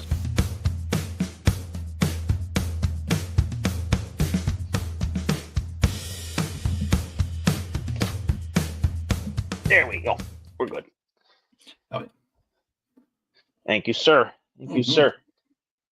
Sticking with football, though, not with the Super Bowl, but back to Justin Tucker. I told you this wasn't going to be the last we talk about him. Here we are. Are. More in a future-focused light here. This whole Justin Tucker situation, along with the Deshaun Watson situation before it, is going to fundamentally change treatment, like massage treatment, recovery treatment for NFL players, i.e., they're going to have to see in-house people and like nobody else. Olin. I was going to say raise, because I don't know if we're at the point where the NFL does anything yet. Because they could say, oh, it was just 2 isolated cases. Might take another case or 2 for... We're talking. I'm going to tell you. Oh boy, Trevor. I'm not trying to have a hot moment. Don't go down a slippery slope here. Yes, Don't go too far down that slippery slope. Something popped in there, and then the angel over here said to the devil, "Hey, fuck off." He's not saying that. Okay. Anyways, what I was going to say, We have I think, 36 women. real quick, I think the Yeah. angel would say respectfully, Respectfully. gracefully, Fuck off. fuck off. Same. But But anyway, anyways, I'll say prayer later, Hesper. But anyways, yep. Um, Our Father, we got- couple Our Fathers. Go ahead. we got 36 women here. Yes. I understand that as a small portion size to the NFL eyes, but to the public, Sure. I think any number that more, even one, we should look into this. I mean, on Right. now. I would, and the caveat to that is substantiated. correct. Like if these are just blind accusations, like what happened to Ariza. Yeah. Turns out, or what happened to Trevor Bauer, Correct. baseball. Correct. You know, the lady throws some accusations out there and has no basis in them, as it turns out, multiple years down the line. Right. I mean, and if these are baseless accusations, they're baseless accusations. We'll figure that out down the road. But for now, all we have is the accusations. Right. And the NFL looking into it, Ravens looking into it, Tucker's legal counsel looking into it, the plaintiff's legal counsel looking into it. Yeah. Well, do I say we're at a different era here of now massage therapists being targeted, and it's not just loved ones. I mean, we had a whole spell with domestic violence, and so we need to address what the fuck's going on here. Yeah. These guys, again, Trevor, I love sports, and I know you love sports, but it comes to a certain Of point. course. You got to draw the line. You're not, this isn't a lawless thing for you. You can't just do whatever the fuck you want because you're Justin Tucker, Deshaun Watson. Yeah. I'll even call out Big Ben there. And I know, everybody, but you can't do whatever the hell you want. Yeah. Okay. People are going to say shit later to you, but go ahead. Right. That's all right. but I'll just say that you got to instill in these guys, and whatever the hell you can stop, put the parameters up. Let's fucking do it. Let's do. I don't know. 100%. Yeah. And Roger wants to save money. Fuck that. You're putting public in danger. that's what I mean. I mean, you. Well, I mean, he says he cares about player safety, but he wants to move to 18 games. this guy's bizarre. Yeah. I mean, yeah, more ad revenue, like more more revenue overall. Basically, is the end game there. Yeah. But say care about this domestic violence stuff. Takes you how many years to do something about it? Now, Right. multiple cases of these massage therapists coming out and saying, "Hey, these guys are doing some weird stuff, man." Again, butter, cream, rising to the top. There's four things they haven't addressed. True. What's that? Concussion. They're getting there with that, but concussions were down this year. Yeah. I forget what the exact percentage point was, but I know that the new kickoff rule was pretty effective in reducing those. Yeah. Anyway, next one. Abuse. Oh shit. Hold on. Yeah. Concussions, domestic violence, substance abuse, and now we have It's masseuse. masseuse. And I bet you there's more, and they'll come out. I mean, That's what I'm worried about. I mean, this is dating back to 2012. We're talking 13 years. Oh yeah. I see at least 10 more players that there's allegations against. At least. At least. Wow. Okay. At least. Okay. Yeah. Wow. So I do. so is this the new trend then? Like you said, we had the domestic violence trend, we had the concussion thing. Yep. This is the new thing that the NFL has to figure out. Yeah. I don't think it's going to be within the year of 10, but I think as we keep going forward, there's going to be more stuff like this. Let's just cut the bullshit. There's cameras in these facilities. Let's just do that. Mandated. There's HIPAA, and there's right to privacy and stuff. Well, I mean, like in the parlors you're talking about. No, I'm saying when they're in the team. facilities. team facility. Yeah. Yeah, coming down the hallway, they could, it's more monitored than, I don't know. This just opened my eyes to, there's a lot of shit going on. And Very Roger's much. just shuffling his feet. He's not really going anywhere. It's just, hey, okay, we'll throw something out here. Got a lot of red tape he's got to get through. Oh, yeah. Yeah. Not to mention he's got to deal with 32, for the most part, old white dudes that can't agree on anything. Billionaires, he said. I remember that. Yeah. I got 32 billionaires I got to answer to. Well, excluding, he says Green Bay because they're not 31. Right. Yeah, but yeah. I don't know. I wonder how that works with the voting then. Like, does Green Bay have to take a majority vote, and that counts as like the Packers vote on a matter? I thought that GM. Or does That's interesting. That's very good. GM's a proxy? I don't know. That's very good though. I'd have to look that up. I might look that up later tonight. Or if they have, I won't now, but not an owner, just they label him as a president. He kind of, I don't know. Maybe we got to see. Maybe. But no, there's a lot of stuff. There's like a majority holder that has the voting rights or whatever. Yeah. I don't know. I'll have to look that up. I'm sorry for the long-winded, but totally. Yeah, you're fine. Yeah. Just starting to get to that point here that we're developing new fucking problems in a sport I love. Let's go. Oh yeah. Yeah.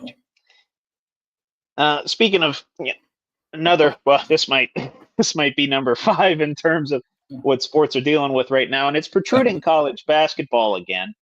Long-standing issues with tampering, game fixing, point shaving, whatever term you want to throw at it, and it's kind of arisen again. So there's a gambling ring that's currently under investigation right now. Sportsbook accounts connected to the gambling ring bet against North Carolina A&T, Mississippi Valley State, and Eastern Michigan in games this season, and allegedly were involved with the players in point shaving. So there's some stuff going on with that, and of course, there's a couple of guys that were, in the NBA that dealt with gambling issues. That umpire in the MLB, who I forget his name, but was like the most accurate umpire in Major League Baseball, once did a World Series game in which he did not miss a ball strike call. Yeah. He got, he had a joint sportsbook account, got involved, and some guys were placing some bets with that account, and he's ex-nayed as we speak. Yeah. Kicked out of the MLB. When we alluded to the fact, and I think this might even been back when we were talking about like post Calvin Ridley type stuff, and definitely I think who was it, like Porter, what was his name? Jonte Porter. Oh, okay. Yep. Jonte Porter. Yeah. Yep. We were kind of alluding to it. We didn't know it went this deep. When we said we were only scratching the surface of that, we were damn right. We were 1,000% with 3 zeros. 3 zeros. We were 1,000% right that there's a lot more to this, and there might even there's a lot more beyond this gambling ring. Oh yeah. You think so? Oh, all in. Yeah, me too. Yeah. No. Again, I gotta. I mean, it's kind of fitting that I bring up gambling in an all-in race checker fold segment, but I think there's. Okay, I gotta just word it. I think it's more prevalent in the collegiate side. NBA for sure, but I think there is numbers getting ran all over the place, Trevor. Well, Jonte Porter was fixing games. Point shaving. Yep. And he, I forget what his debt is. I know he has a massive gambling debt right now. Yeah. And he tried to help that with point shaving. Yeah. Or stat shaving, whatever it was. And North Carolina, you said, was on that list. I watched North Carolina A&T, not okay. Not UNC. Not UNC, okay. Because I was going to say like 2 or 3 games ago. I'm like, what the fuck is going on the court here? Like, it did pop in. I'm like, there's some things going on here, Trevor. I'm seeing the movement. We're dribbling down. We're not even passing ball. We're just jacking up threes. We're not even okay. No, I could say it's easier to do in basketball. So great on those guys figuring that out. You get a hold of a guy. Yep. Get a hold of a guy that needs to make some money. Yep. What was that? Oh, I was trying to think of the Arizona State scandal back in the 90s. Oh, yeah. Whoever the point guard was for that team, I think it was some people from the mob got a hold of him, and and still going on to this day apparently. Oh yeah. A little bit easier to get away with it back then. It was all on, it wasn't online, couldn't be tracked quite as easy. But now, you got sports books tied to each other, and it's. And here's the thing. I mean, this stuff's always tough to prove. Knowing it and proving it are two very different things. But maybe a player's just making that poor decisions. But according to the preliminary investigation that's gone on to this, a federal investigation, by the way, that's gone on to this gambling ring. Yeah. There's some serious fiction going on here. It's not good. No, and I'll just final point, Trevor, because I don't want to keep laying shit on, but that's just on the sports book. Right. We still got bookies out there. People don't think there's few and far between, but yes. Let's not. If you're acting like, everybody's just on sport. No, there's still bookies. So good luck trying to track that shit. Sebastian Maniscalco just put out a show. I think it's on Hulu. Mm-hmm. I think it's called Bookie. Yep. I think it's just called Bookie. Yep. Yep. So Sebastian Maniscalco. I got to go see him when he comes to Pittsburgh. If he comes to Pittsburgh. Mm-hmm. Yeah, Bookie. Thoughts on Max? That's what it is. That's right. I keep seeing ads for it when I'm watching Sopranos. So there you go. Yeah, but I'll just leave it at that. I think get a hold of a guy. Not that hard to do. So holy shit, Charlie Sheen's in that too. Oh, then. Yeah, that's appropriate, isn't it? Yeah, right. Jesus, that guy's lived a life. Oh, it's a life. Mm-hmm. It's a life. That's Yes. So we have to talk about NBA trades that have gone on, and so I do want to get some about the Sixers off my chest. But I want to talk about these trades first. 2 blockbusters happened over the weekend. I'm going to talk about the one that kind of fell under the radar due to the 1:00 in the morning news of Luka being traded to the Lakers for AD and some moving parts there. I want to talk about the Aaron Fox trade. This was a 3-team deal in which the Spurs, they got the Aaron Fox and Jordan McLaughlin. The Kings, in exchange, got Zach LaVine, Sidi Kosoko, and then 6 picks leading up to 2031. The Bulls got Zach Collins, Trey Jones, Kevin Huerter, and a 2025 first round, which was actually their own pick, traded back to them from San Antonio. Oh, boy. Okay. That's actually kind of funny. So, 3-team deal, Spurs, Kings, Bulls. And I just kind of ran down the list of what everybody got there. But biggest thing, De'Aaron Fox, perennial Kings all-star and fantastic point guard. I believe he's an all-star. I'll verify that here in a second. Yeah. Going to the Spurs, pairing up with Wemby. My prediction. Yep. And I might be stepping a little bit on a ledge here. In less than 10 years, the Spurs will have already rekindled the dynasty of old. And when I say rekindled, I don't mean that they've won a bunch of championships yet. I'm saying they've won 1 or 2, and they're on the path to becoming a dynasty again. We'll go Rays there. I was thinking Rays. I've seen how good Wemby is. Oh, And for those that questioned his conditioning, yeah. been proven wrong, that's for sure. I was worried. Yeah, injuries was the Injuries, toughness, all that good stuff. yeah. Yeah. But Hottest let me guy. check that. Oh yeah. Oh, 100%. Yeah. 100%. He looks like, yeah, I was right. Fox was an all-star at one point. 2022, 2023 season. Yeah. That's what I thought. Yeah. No, I'm raised there. And I'll say this, you pull any just the magnitude of Wemby. I put that up with their not saying he's as good as him as these two guys, but the hype. LeBron, Kobe. Just you pull a card of his, Trevor, just going in the card world. Like it's low numbered. Let's say out of 10. Life-changing card.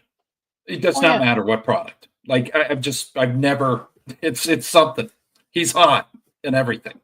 Hot in his production, and also, outside the sport. It's crazy. He's taken over. Oh. Speaking of cards, I got to ask you this: do we know what happened to the Paul Skeens card? Was that auctioned? No, I don't think he went to Golden. No, did he auction it yet? Yeah. Let me. Yeah, you can kind of look that up. I'll comment on this. Yeah. Spurs potential dynasty there. First, let me look at their roster too here real quick. See what they got coming down the pike. I know they got a good amount of picks because they gave up some picks in this trade, but I would imagine they still have some picks left over. They're not going to mortgage their entire future, I wouldn't think. Yeah, let me see who they got right now. Oh, geez, an aging Harrison Barnes. Oh, Stephon Castle. Yeah, have you seen this Stephon Castle guy? No. Yeah, he's actually putting in pretty good minutes, averaging about 12 a game. Looks like roughly 29 minutes a game in his last 10. So, putting up some decent numbers, I'll say. 3.5 assists, 4.4 rebounds, about a steal a game. So, not too bad. Averaging 17.7 in his last 10 as well, 12.2 on the entire season. So he's coming on strong, UConn product. Obviously, I got the De'Aaron Fox right now, Jordan McLaughlin. CP3 is still there, although he might seek out a trade. Blake Wesley, who went to Notre Dame. David Duke Jr. I thought I heard, maybe David Duke Jr. just had one good game and that was it. I thought I heard good things about him, but it's starting to come together for the Spurs. Starting to come together. I think it's only a matter of time, and it's a matter of development and maturity for Wembanyama as well as De'Aaron Fox. They're going to have continuity at the coaching position. Pop's going to pick the right guy or gal to lead that team into the future. Mm-hmm. And well, quite frankly, I think he's going to coach for as long as he's alive, and then he'll hopefully have a succession plan in mind. Yeah.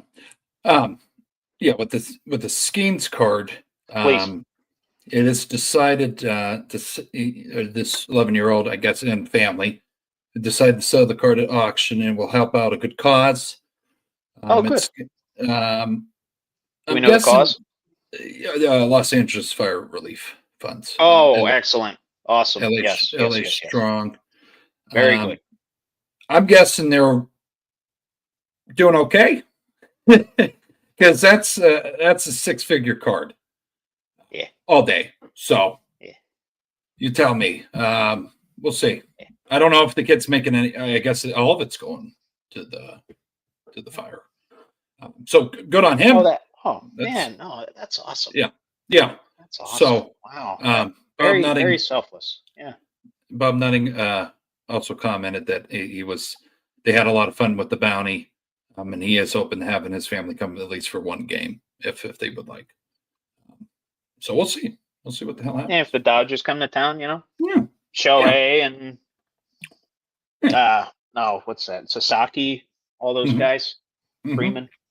Mookie. Yeah. Yeah, that'd be I was gonna say that that'd be a hell of a ticket. No, I'm happy he went that route. Yeah, good. No, good. Yeah. And I hope that was like his decision and not his parents like pressing him for that. Obviously, I haven't read anything on it Right. really since I found out that this 11-year-old kid in California got it. But if he came to that decision himself, like Yeah. good on him. That's And amazing. and we could talk about just my feelings on Golden. It was really Are they I'll just say, disappointed? they just pressuring. I think we can talk more about it because Yeah, we'll talk we're offline good. for sure. Yeah. Sure. Sure, you're good. Yeah. Yeah. I just Okay. we're good. Excellent. Okay. That was good shit. Cool. Yeah. On to the other trade that happened over the weekend. And by other, I mean one of the biggest trades, I would argue, of the 21st century, potentially in NBA history, mind you. Luka Doncic headed to the Los Angeles Lakers, along with Maxi Kleber and Markieff Morris, in exchange for Anthony Davis, Max Christie, and a 2029 first-round pick via the Lakers. The Jazz in the deal got Jalen Hood. How do you say this guy's name? Jalen Hood Schifino. I don't know exactly who that is, and they got a couple picks out of the deal. But obviously the big thing, and Dallas fans have been in mourning pretty much ever since this trade went down at 1 a.m. I believe it was on Sunday. If I'm not mistaken. I got the news. Came up on my phone and I was gushing over it for about a half hour while I was on PlayStation with y'all. Yeah. Shocked as hell.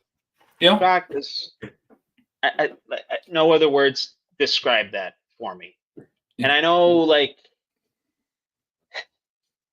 it's bewildering to me, the decisions that were made with that. And on this, Nico Harrison said, we weren't sure about giving Luka $400 or $400 million supermax. Yep. How are you not sure about that? First of all, and we wanted to avoid the drama of him eventually wanting to go elsewhere anyway. On top of the diet concerns, the conditioning concerns, blah blah blah blah blah blah blah. And ultimately, he did do the noble thing. Said if Mavs fans bury him within the next 5 to 10 years for this trade, and it goes down as one of the worst trades in NBA history, he's willing to take the brunt of that, as well he should be. Yep. But you're Lakers. Yep. How you feel? You feel good? Gotta watch basketball again. I was gonna say you gotta watch basketball again. You got watch Luka and LeBron on the same team. I don't know for how long, but you're gonna have them on the same team for a little bit. Yep. Lost your big man. You probably got to go hunting for a big man. Lakers aren't done. They're not done with their trade activity. That's for sure. We feeling championships? We feeling conference finals? Are we feeling playoffs? We feeling playoffs? I'll say playoffs. Say playoffs? Yeah. Okay. What about in the next, I don't know, 15 years or so? All in. You're all in? That wasn't the question, but. Oh, okay. I'm just asking how you feel. Yeah, this is therapy, right? I got to ask how you feel. I want to see how they gel. Okay. I think I told you guys, last year when we were talking about Luka and Jason Kidd saying something about Luka's better than Dirk. No, but someday. He just likes playing basketball. I mean, and I don't know if you saw, he was visibly crying. He did not want to leave the Mavs. Oh yeah. He just bought if I'm not mistaken, a $5 million mansion, maybe even more in the Dallas area. So he was putting his roots down, and then the ownership all of a sudden, and LeBron wasn't aware of this, which I don't know how true that is. But I believe it. I believe it. What gets me with this thing is the Mavs made the call. correct. Yeah, like we talked. Yeah. Nico Harrison picked up the phone and said, "Hey, we want Anthony Davis." Lakers are like, "Ah," and then Nico says, "For Luka, Anthony Davis will be there in the morning." Click. They probably had a heart monitor on Genie. Oh, I bet. Yeah. I bet. And Robert Pelinka. I think I've made it clear how I Making feel them about look him. like ownership and GM of the I don't know, perhaps a NBA history. Pelinka's Definitely like, of the oh, decade. yeah.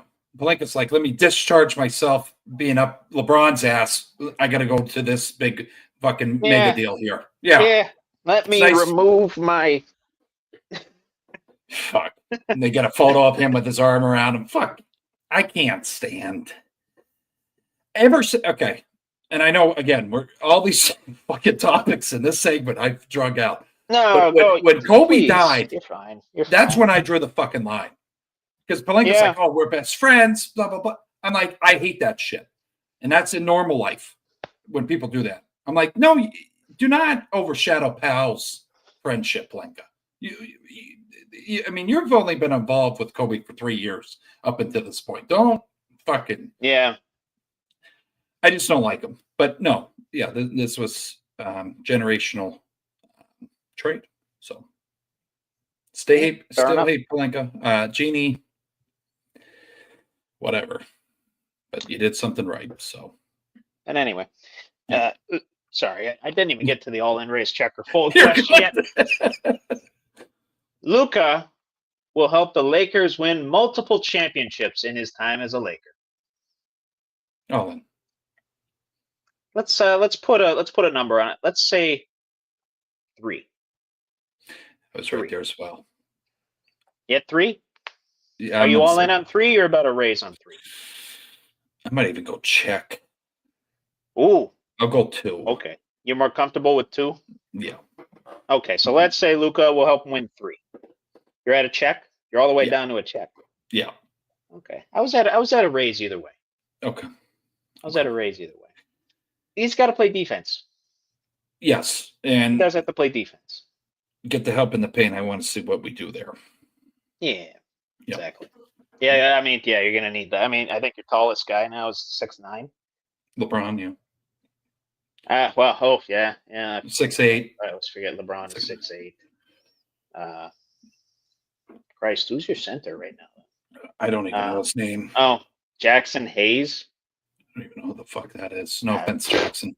Probably a hell of a ball player, better than me, but I don't know who the fuck you are. Maxi Kleber is 6'10". Trey Jameson 6'10". I got to re-up on their lineup. I don't know any of these guys. Oh, Shake Milton's on your roster. I didn't even know that. I'm familiar with him. Former Sixer. Yeah. Yep. Know that name. Yep. Yeah. I would always yell when he made a 3, put it in the blender, Shake. Yep. And get all fired up. Yeah. Yeah. Raise for Luka. Raise for Luka winning multiple NBA championships. And going on to what I wanted to really talk about with this team. Embiid's finally back, first of all. Yay. Yes, yeah. Need to get George back full time, and we need that big 3 to dominate. Can we make that happen, please? Yeah. But regardless if that does happen, I brought this up to you last night. Talked it over with lifelong Sixer fans, my father, Dean. Yes. The Sixers, if they're unable to have success with this big 3 this year, they need to ride out Embiid to near the trade deadline, make sure he stays healthy, and then blow it up and give Maxey the reins. Oh, God. We did talk about this a little bit Saturday, too. Oh. And I'll give my answer first. I'm at a very, very high check on that. Very high. I'm almost at a raise. I might, like in a week or 2, I might be at a raise with that. But right now I'm here. I could be here or here next week. The unknown. I'll be at a check. Okay. We got to see what happens when George comes back. That's fair. What I'll tell you, when healthy and when he was on the Pacers, one of my favorite players to watch. Same. I mean, that was 10 years ago, but Long time. I like Long Paul time. George. He's a grinder. Oh yeah, Defense, hard worker, tough guy. yes, yeah. So it's still nursing a finger injury. Just seeing right here, was a full participant in practice yesterday. So snap that fucker back in. Let's go, George. Come on, buddy. Let's go. Well, hell, do a Ronnie Lott, cut it all. You kind of need your fingers for basketball, though. I'll never forget this. I'm not going after Paul George here, but I remember Kobe. He caught he caught a pass, Trevor, and you can watch. Snapped back in. Oh yeah, went over to the trainer, shot a three. I'm like, okay, this tough guy. That's a little different. I think George is going to be good though. He comes back. We'll see what happens. I do not want Embiid to leave, you guys, but that's you know him better than me. I like Embiid when he's not going through whatever the hell he's going through. Yeah, generation. No, every injury on the planet. Only played about half of his career games that he could have played. I think what was it, like 3 or 4 weeks ago I saw it was at 55%. Obviously it's lower now. He's been, I forget what injury he exactly was nursing, but he's I don't know. His ego, maybe. Somebody hurt his ego. He was out for he just needs to get back for last several games, and it's irritating. It's irritating having an all-world superstar who can't get over the hump because he's always hurt, and apparently didn't have the right conditioning coming into the season. He just needs he needs to get back to trust the process. Just give me that guy, the hungry fucker. Come on, give me God, Trevor. When he's on the court and he's good, one of the best out there. So just one of the most versatile, talented guys. One of the best in the world, if not the best in the world. Shoot from anywhere. Oh, I know. And he can defend anywhere. He's 7'2". Yeah. He's 7. He can cross you up as a center if he really wants to. Yeah. But got to be on the floor. Your best ability is your availability, and it's just not working right now. And just final point for me. Sure. I'm as frustrated with him as much as I am with Zion. I just want to see it. Like, come on. I got you. I want to see those highlights. I agree. But Zion has the eating problem. So that's but now he's slimmed down. But is he gonna gain the weight? Like it's that Schmidt has a field day on McAfee. I mean, Shamrock Shake's coming back early this year, so I don't know. Maybe. It's just anyway. Yeah. Are we good? Yeah, we're good. Okay. That was very more aggressive than I did right there. I hate people that have all the fucking talent and they just come on. Don't use it. Yeah. Yeah. But sorry. Yeah. All good. Let's transition over to on a scale of 1 to 10. Are they fucked? We'll try and hopefully pretty simple answers for this one. All right. I didn't really come up with a whole lot of challenging material, so we'll try and run through these on the way to debate time. Hell yeah.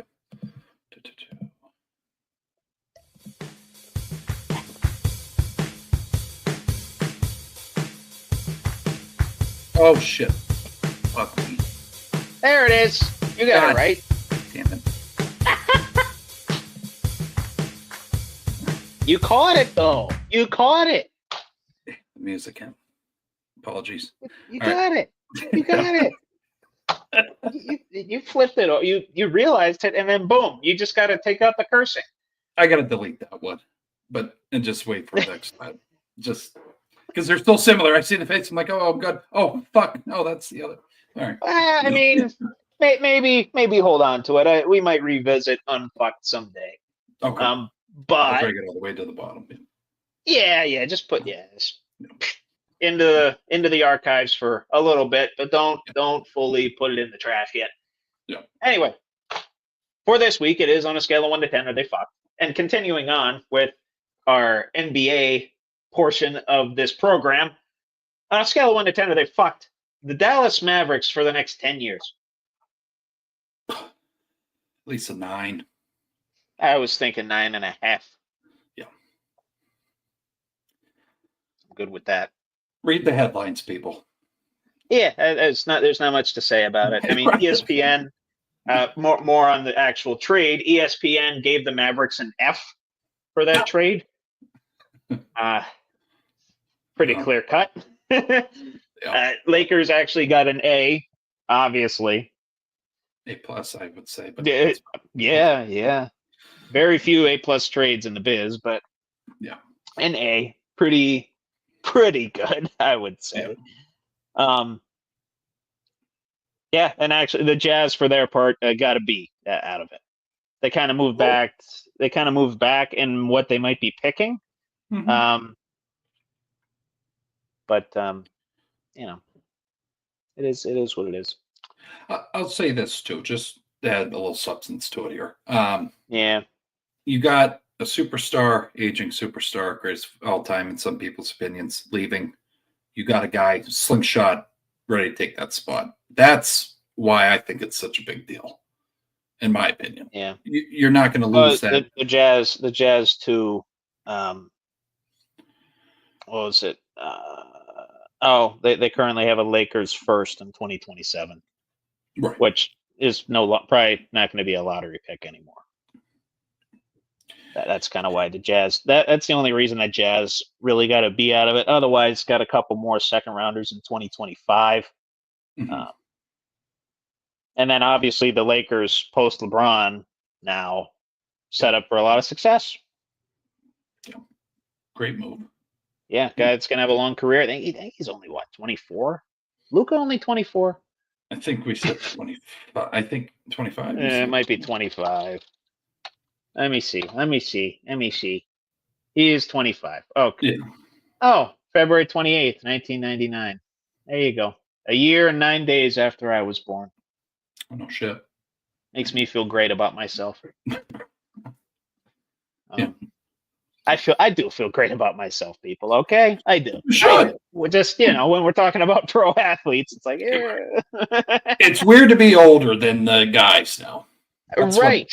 Yeah. Like, is this how my dad felt when he was 26? Like, It's just weird to me. Ben, what, 14 years or no, so many years older than us. Kobe, all those guys. Oh, we're older than the guys now. Oh, okay. yeah. Yeah. Yeah. And further ramifications for that deal, future picks from Dallas owned by Charlotte, which is a guaranteed top 2 in 2027. The Rockets have a 2029 first rounder from Dallas. Oklahoma City's got swapping rights with the Mavs in 2028. And the Spurs got 2030 swapping rights with the Mavs. Hell yeah. So a lot of ramifications stemming from that trade, not just the face value of AD for Luka. Yeah. Obviously, that's the biggest ramification, but still. Yeah. But yeah, 9.5 for Dallas. Screwed for the next 10 years. Yep. With you. This one's going to tug on your heartstrings a little bit. We're going over to the WWE world again. If you notice, we didn't really go to them in All In Race Check or Fold. We're going to go to them right here. Mm-hmm. On a scale of 1 to 10, are they fucked? Logan Paul when he faces Rey Mysterio for an Elimination Chamber spot next week on Raw. You were texting me about that, and you said, I think what'd you say? Hey, let me see. I want to quote this verbatim, so I'm gonna look it up. If my texting app will load, thank you. Can I repeat it? Fuck. What? There's some bad words in there. Let me see. I think of all the other things we say here, I think I can. Oh, that's good there. Okay, yeah. Logan Paul can eat a bag of dirty dick, loser, all caps with 4 exclamation points. So, I'll let you give the context and then your feelings on it. So go ahead. Oh, the text. I'm hot. Interrupts the match, comes out, and it was other ways. It was Rey Mysterio and Dragon Lee versus the New Day, right? Yeah. Can't stay on the New Day. They used to be positive, now they're, I don't know what the hell. Their new song's not bad. It's No. not bad. The But unicorn, anyway, Logan it's Paul. all fucked. Yeah, Logan Paul, though, dirtbag, just like his brother, comes out, Yeah. tampers with it, pulls Ray out, throws him back in. Ray loses the match, and I'm hot. Yeah, Ray, he's fucked at a 10. Ray's going to win. Also, I just came across this. I got 2 of the 10 cards. They just came out with the little, what's it called, Trevor? The little biggest man set for Ray. Yeah. And it's all like key highlights from his career, it's a set. Very pricey set, but I'm trying to complete that. But no, I want Ray to win. I want Ray to win. Yeah. I was gonna say a 7 though. I think the young gun might get the victory, go on to Elimination Chamber. I'm just saying, bro. Sorry. Like Ray's been there, done that, and he's been in the chamber. Yeah. Yeah. He's done everything. I'm just surprised. I didn't realize he was 50, and I'm like, oh yeah, yeah. He still moves like that. I mean, he's coming off that mid rope like a motherfucking freight train. Oh yeah. Okay. Holy shit. Out of hell. He's doing the fucking frog splash, whatever the fuck the pull down thing is he does off the top rope. I mean, it's all just, it's like, the West Coast pop. Yeah. I go back in time. I say it to her every time I see him wrestle. It's like I'm 7 years old again. I'm watching, like, I don't know, just fantasize. It's fun to see him still. So he's been doing that since he was 14. He's been doing that 36 years. Wife paid. Great documentary on him, and I'll send that to you. But yes. Wife paid to go to these wrestling classes and like worked extra shifts at I think a hospital or something. Yeah, I mean, and he was trained all the time. I mean, it's a hell of a story. He came from dirt to the glamour, and he deserves everything he gets. So now his son, fuck him. And I'm going to tell you, I got a little fired up with Liv Morgan. I can't do it as well as he does. Liv Morgan did. I said, okay, chair. Let's calm down. LA Heat, we don't need to do that. Okay. Can't just. I think she did the Three Amigos too, or tried to do the Three Amigos. Jesus. I miss him too. But no, good question. He'll be missed for a long, long time. And coming up on 20 years, it'll. How about it? Yeah. Long time, and he's still that missed. So, that's how much he meant. Mm-hmm. Harkening back to the Royal Rumble, one of the best spots of the night. Akira Tozawa comes out, gets attacked from behind. I forget exactly by who.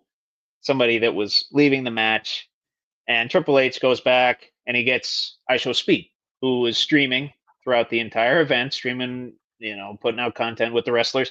He says, Speed, you're in the match. Speed, you're in the match. And then tries to dump one guy, I think it was Chad Gable, over the top rope, dumps Otis over the top rope, does a backflip in the middle of the ring, and then all of a sudden, you just see Braun Breaker back and forth on the ropes. I'm like, oh shit. And he hit Speed about as hard as I've ever seen a wrestler hit a person. Yeah. Oh. Yeah. I was talking with my dad when that happened, and we both went, oh shit, at the same time. Yep.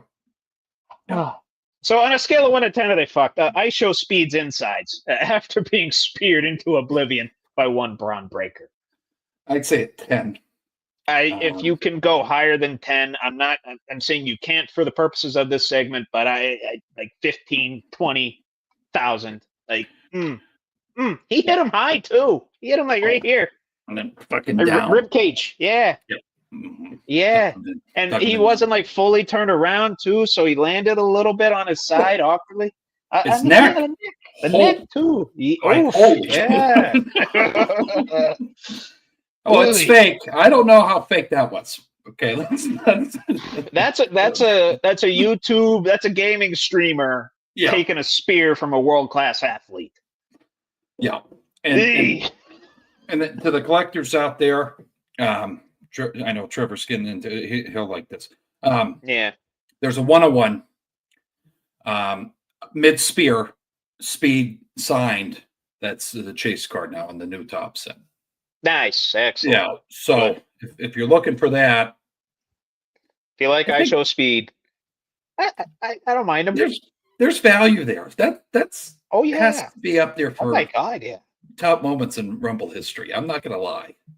Non-wrestler gets fucked up by a freight train. Oh.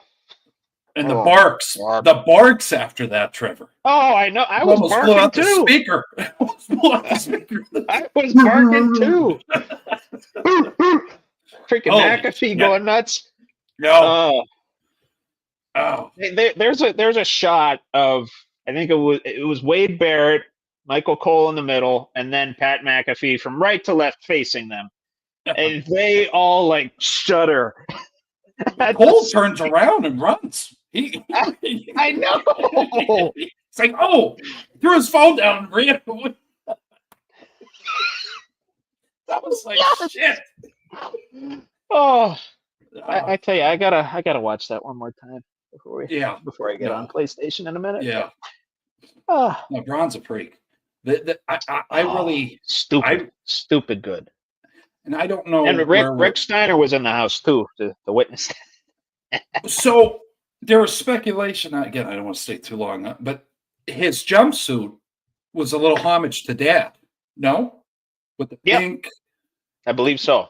So I mean, that was cool in itself. Now, if he had the fucking old wrestling, the wrestling, that would have been headgear. Yeah, fucking cool. But that would have kind of got him out of full character that he, But that would have been cool. Or if he would have worn it to the ring and then thrown it off. Yeah, something like that.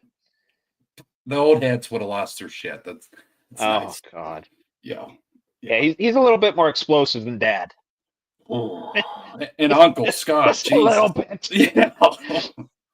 Big Papa, Jesus Christ, yeah. His uncle, big bad booty daddy. Has anytime he gets in the ring, has a 66 2/3 chance of winning. That chain headdress. That was badass. Last thing, and then we'll get over to debate time. And shit, we're already at a minute, or it's not a minute, an hour 53. Close to that, but whatever. We're having fun here, people. Oh yeah. On a scale of 1 to 10, are they fucked? Kind of ending on a negative note. The new and improved, quote unquote, Pro Bowl games. Saw a clip. Answer 8. I was about there too. 7.5, 8. They got to work it out. I don't know if these guys don't know what the hell they're doing when they get there, and then they're just kind of thrown into these. But it just looks going through the motions or whatever. Yeah. We're fumbling balls all over. So the passing? I enjoyed the passing with the moving targets. That was probably the best one at all. That was fun. The relay. It just seemed like guys didn't know what the fuck was going on. That's all. Fumbling balls, Jahmyr Gibbs, ends up winning, but it's like the giant hands catch thing. Justin Jefferson. Yeah, I saw that clip. I didn't understand it. No. It adds an element to makes it more element of difficulty. I don't know if that was like for Mickey Mouse, kind of. Whatever the fuck they were, I don't know. I thought it was stupid, but whatever. Peyton Manning's trying to revive it. I appreciate his efforts, but come on. Godspeed. Yeah. Good luck. Yeah. We're far away from what we were. For sure. Well, I literally just saw a clip today from like 05, somebody getting lit up in the Pro Bowl. Sean Taylor, dude. Hell yeah. Remember? Uh-huh. Oh, I remember. Yeah, in the Pro Bowl. It doesn't even matter. It's not even for anything. Fucked him up. It's like just for the love of the game, man. And rest in peace. Yeah. Yeah. Absolutely. Yeah. And one other note on that, I Show Speed, Braun Breaker, Spear had the most views on social media and YouTube, like of a clip within 24 hours in WWE history. 300 million. 300 million, yeah. Over 300 million in 24 hours that had. Most in WWE hit. Like, oh. Helps him out, helps out the brand. It's a win-win all around. No, 100%, 100%. You know, like I've said with Logan Paul, brings eyes to the product, makes it mainstream, and that's fine by me. Yeah. But Yeah. Figured I'd end it with a little bit more positive a note than ridiculing the Pro Bowl games, but that's all I got, my friend. That's on good. A scale of 1 to 10, are they fucked? Let's close her out with debate time, eh? Hell yeah.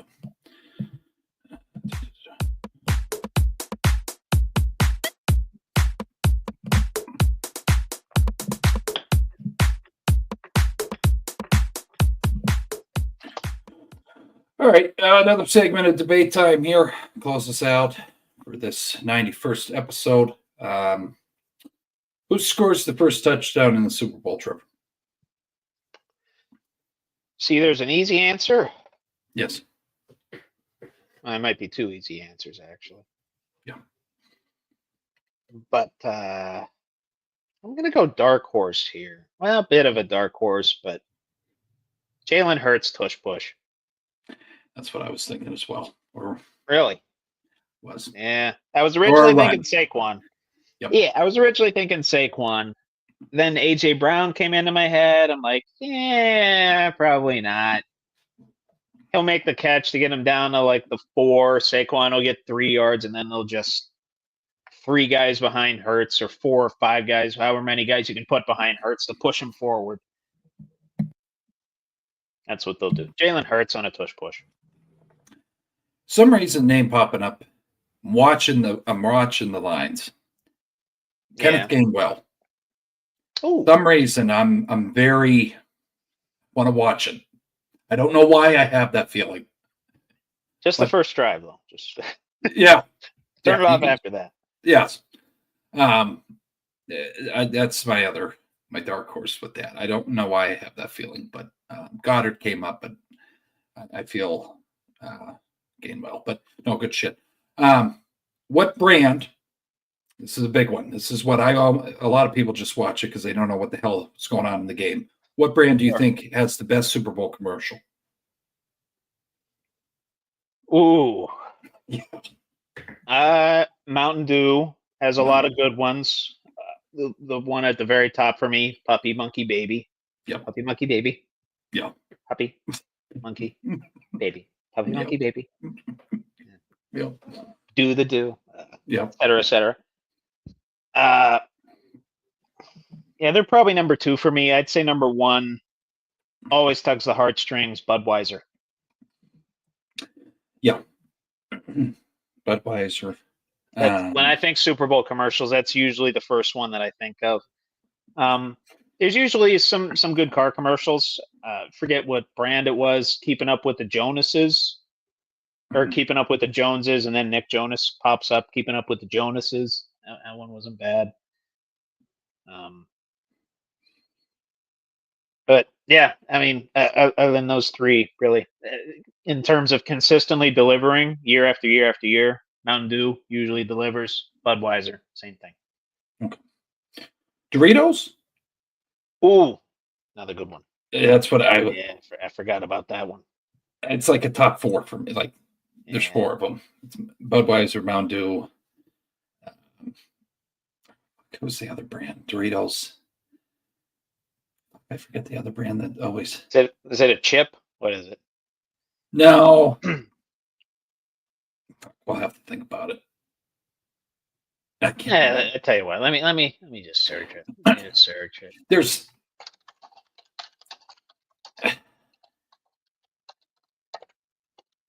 Oh, back when Bud Light used to do the Real Men of Genius commercials. That's what it was. Yes. Is that what it is? Yes, Bud Light. Yes. And they resurfaced a little while back on Instagram Reels and on TikTok, and I'm like, Bud Light presents Real Men of Genius. Yes. Real man of genius. It was the shit. It was the shit. Today we salute you, motorized cooler rider. It's fucking Why awesome. walk somewhere when you can ride on your cooler and have a beer along the way? Yeah. Real man of genius. Yeah. Highlight of commercials, man. It was Dunkin' Donuts has had some good ones lately. Oh, Dunkin', yeah. Yeah, they had Affleck, Ben Affleck, Matt Damon, those two wearing the Dunkin' jumpsuits last year, year before, whatever it was. Yeah, they got some good ones there. Yeah. And then next one. How many times will they show Taylor Swift during the Super Bowl? You have a number for me? I'm gonna say 7. 7 or over or under. Oh, over. Yeah. Oh, shit. Definitely. Okay. Definitely. Are we counting post game? Or like during play? We're counting post game, definitely over. Yeah. Okay. Yeah. Crying or celebrating, one of the two. Yeah. Could be both. And then backtracking to another great commercial. Coke usually delivers the Mean Joe Green one. Hey kid, catch. Good shit. That one. Yeah. I had to look that one up. I can't believe I didn't think of that. But yeah, another iconic brand that usually delivers polar bears. You know, those hits all the time. Yeah. But yeah, I over 7, probably in the double digits, I'd say. Well, let's say Taylor's lucky number 13. Yeah. 13. Yeah. You want to make a game out of it, Billy? Every time they show Taylor, you gotta. Oh, I'll drink. Oh yeah. You gotta like take half your drink, and if you got less than half a drink, you gotta just finish it. Shit, I'm gonna have to go light. But that's what I have. I mean light on the jacket. Or light on the. Oh yeah. Yeah, we fucking. I forgot you're not as much of a beer guy as me. No, piss myself. Fucking. Yeah, fair enough. Anyways, do you feel?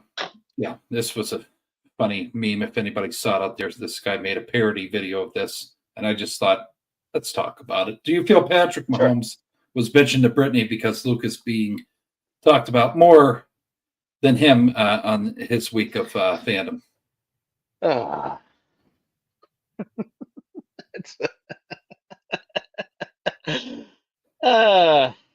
Sure. And I can't do his voice. I would have did the question in his voice. Yeah. All right. I gotta hang on. I gotta do a McConaughey before I do the Kermit the Frog. So let me me. All right. Kermit the Frog here. Yeah. Because I gotta establish the McConaughey, and then I just gotta take some of the throat out to get to Kermit the Frog. Oh, I got you. Yeah. Adam Sandler. Yeah, I gotta just like narrow that passageway after the McConaughey, and then I do a good. I'm gonna save this for another time. But you asked me to do a Randy Savage, I'll do it on the spot. I can do that anytime. It hurts my throat, but I can do it. Okay. Hell yeah, we'll save it. Actually, yeah, I think I might have done it last week when we were talking. I think so. I think I did it. Yeah. But anyway, Mahomes. It's not about baby Mahomes. Yeah. Got to tuck him in before you sack him. Read him a bedtime story. Yeah. Favorite type of. I had this one, but now we're talking about football. What's your favorite food to eat while watching a football game? Ooh. I don't think I've ever asked you that, and I don't know how. That's a good question. Usually, easy answer is pizza. Mm-hmm. Pizza and wings. But if it's like an afternoon Steelers game and I, just had a little bit of lunch, I'm probably just going to snack on some chips, likely Doritos or salt and vinegar. Okay. So depends on the time of day. If it's at night, I probably won't eat anything. I'll sip on a couple beers, but I've been trying to like not eat 3 or more hours before bed. Right. Yeah. That's kind of bad for you. It keeps the mind a little bit too active. And, once you shut your body down, shut your digestive system down, Yeah. then, food doesn't process quite as quickly. Yeah. So, yes, you're getting a biology lesson with Buckle Up with the Boys. That's all right. But yeah, depends on the time of day. But if it's like a 4 o'clock game, and if I want dinner, pizza and wings. It's the easy answer. Mild or hot wings. Mild or hot. Yeah. And if they got like habanero wings, like from Wingstop, Oh, Wingstop's a good go-to for me on a game day. hell yeah. Hell yeah. I'd say anything greasy. It's unhealthiness of me. It's just correct. Pizza, fucking burgers, whatever. It just fries. I'm up for it. Comfort food because of the goddamn Steelers breaking my heart. But that's all I had for debate time. I know Trevor has our man of the week. Yeah. I got a few of them here. You want to do that one first, or do you want to do? Oh shit! I didn't mean to. Yeah, whatever you want to do. All right. Well, no, I'll tell you what. We'll do that one last. We'll do that one last. Yeah. And we'll go straight back into the wrestling here. No real way to preface this. Best Royal Rumble return all time. And don't worry, I have a list if you need some inspiration. Yeah. Just and I know which ones you're thinking through right now, but let's go to a couple other ones you might not be thinking of. Obviously, Styles and AJ Styles and Alexa Bliss this past weekend. Mm-hmm. Triple H in 2016, returning to the ring, winning the WWE Championship. Bubba Dudley in 2015 came out number 3. Diesel in 2011. Rey Mysterio in 2018. Chris Jericho 2013. Roddy Piper in 2008, along with Jimmy Snuka, came out earlier in that match. Mm-hmm. Cody Rhodes in 2023, the return that everyone saw coming, but was still epic nonetheless. And then I kind of know which other ones are going through your head. Mr. Perfect in 2002 as well. Pretty underrated one. It's in the final 3 of that match. Yeah. I thought of Roddy Piper. That's 2010. That's when I got out for a little while. Took a 14-year hiatus, but I remember, because my dad loves Roddy when he was a kid.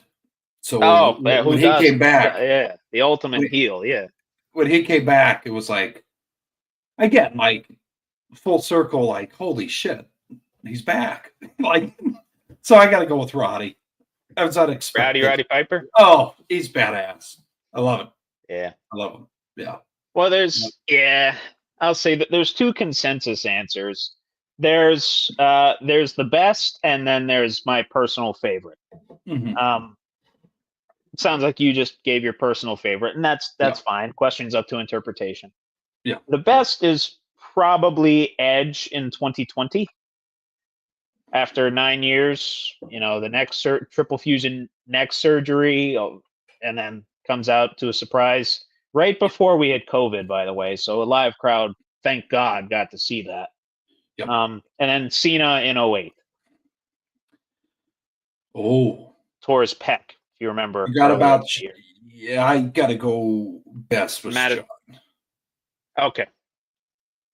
That was also in 2008, same time that Roddy came out. A lot of memories, yes. Wow. Great Rumble. Totally forgot. Great Rumble that was. Yes. Going back. So are you switching your answer?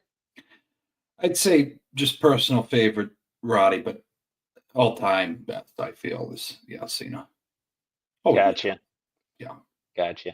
I tell you, one of my personal favorites, because I loved his character so much, and I wish I was born like 5 or 6 years sooner so I could have seen it.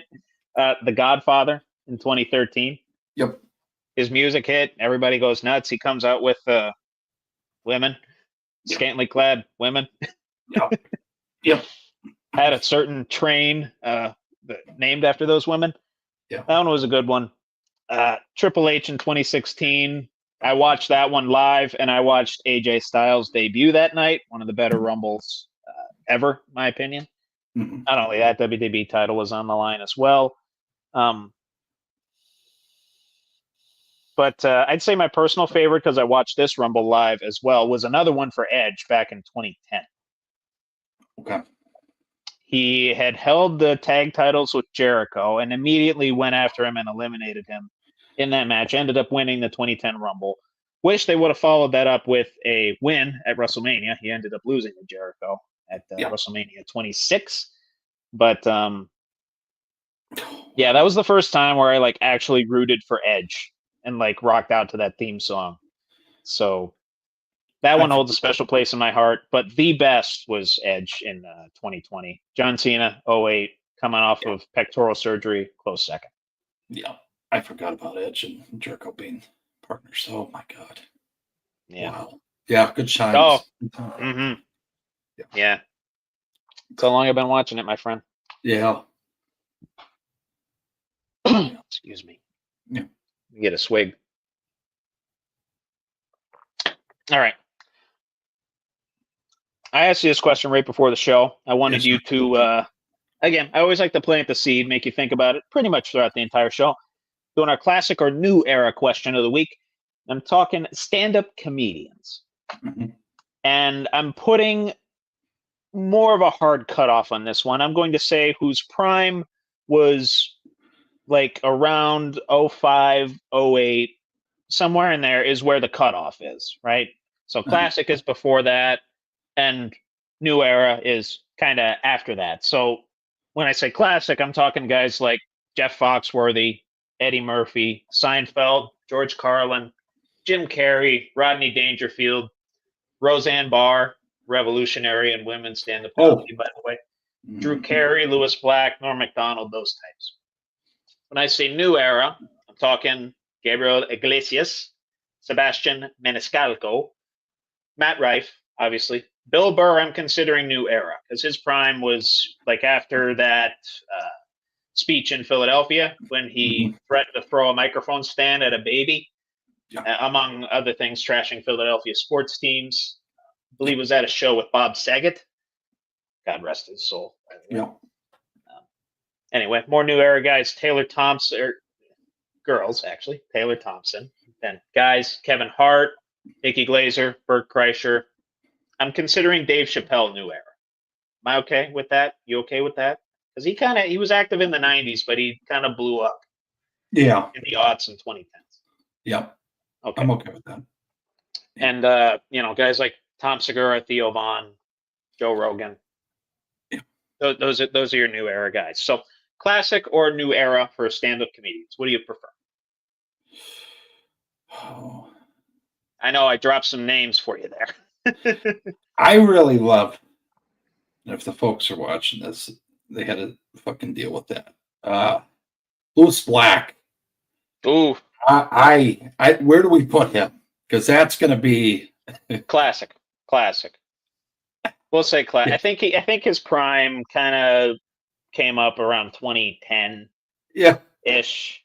So I consider him classic. Again, it kind of up to interpretation. And if you think some other guy's prime was like in a different era for purposes of this question, feel free to argue. Yeah. I got to go old era. Okay. Classic. What makes you go that route? They just really, they pushed. I mean, they're pushing it now, Trevor. Oh, big time. Back then. Especially in like a woke world, yeah. Yeah. But Ron White, fuck. Oh, God. Tater salad. One of my favorite specials ever. And Louis Black, I like him because, and some people can't take him. Again, right? He's very one of those guys that he's just fucking spaz. So it's hard to follow.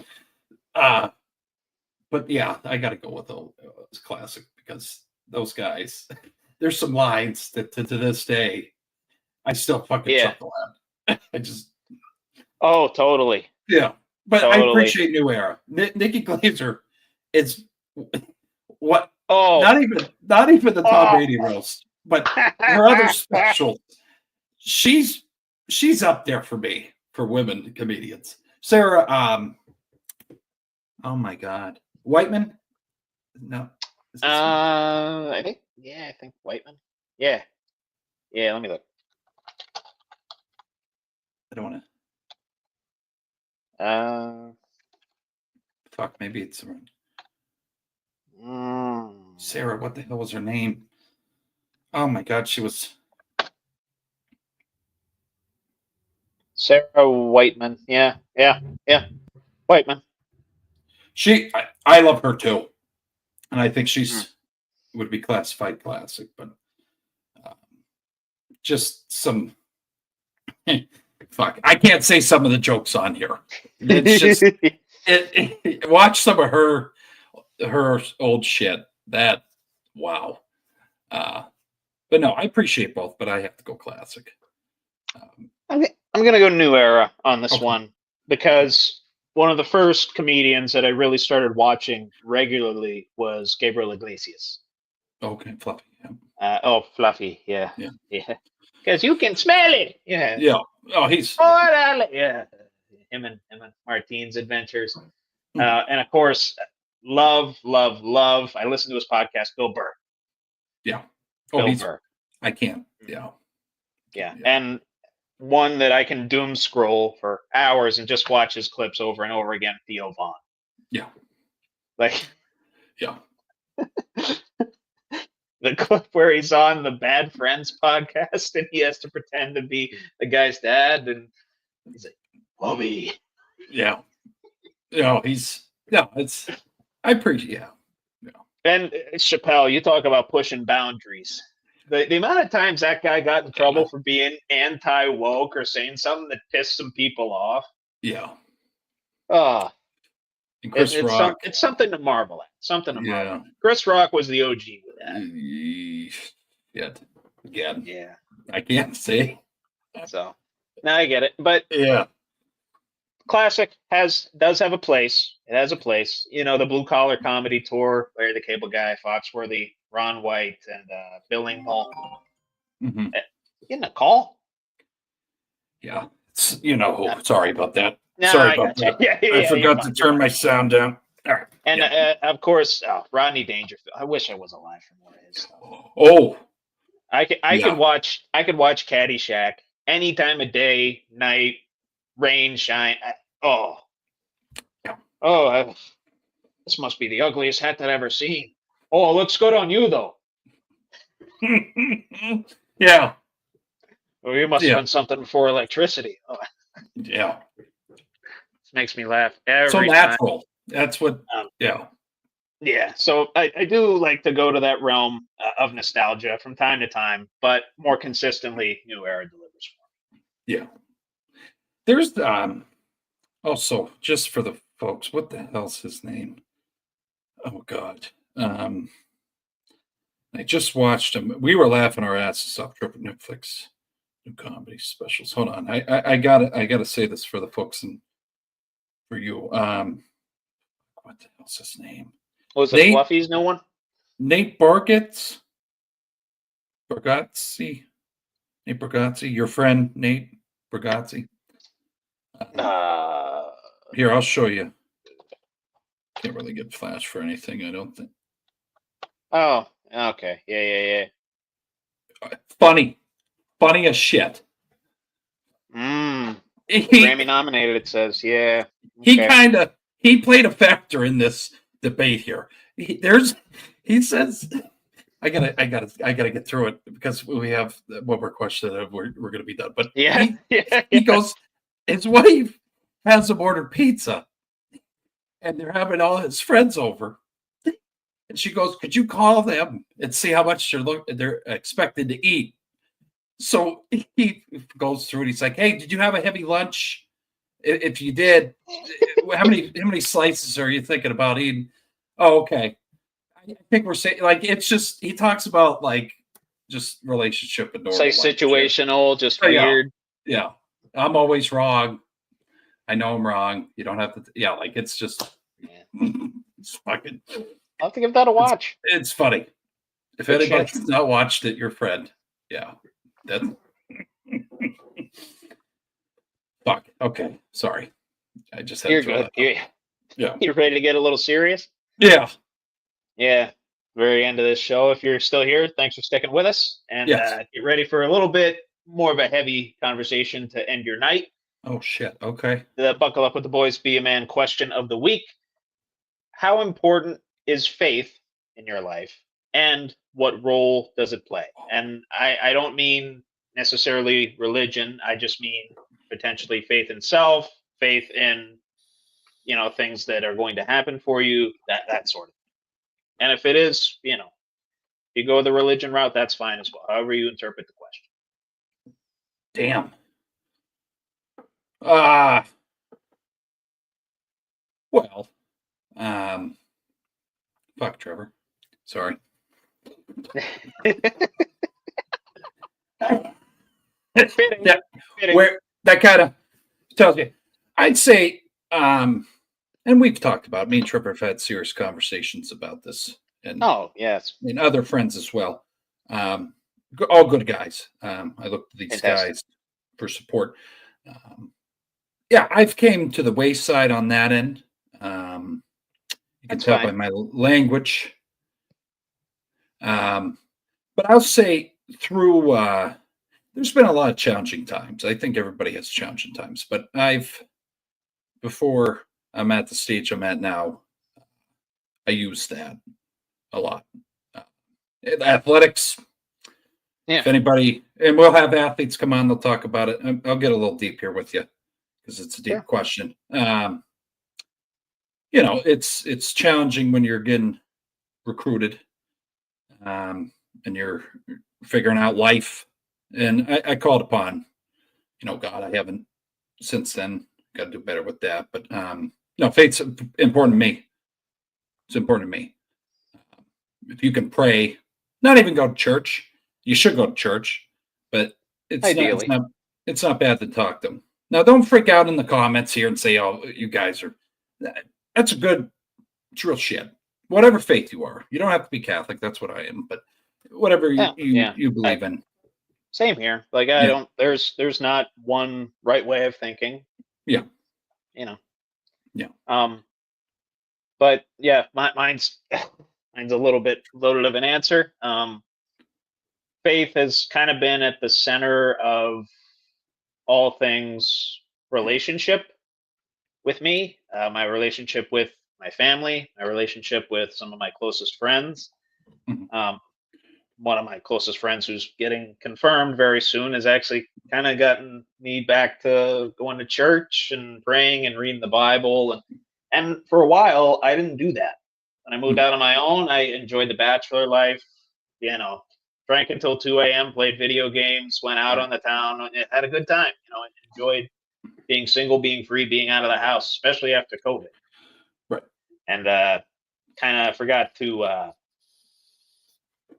thank God for the gifts that I've been given. Thank God for the people that are in my life, and really express gratitude toward a lot of that. And that's really the big role it plays now. It helps me have gratitude for what I have, rather than resentment or jealousy for what I don't. Right.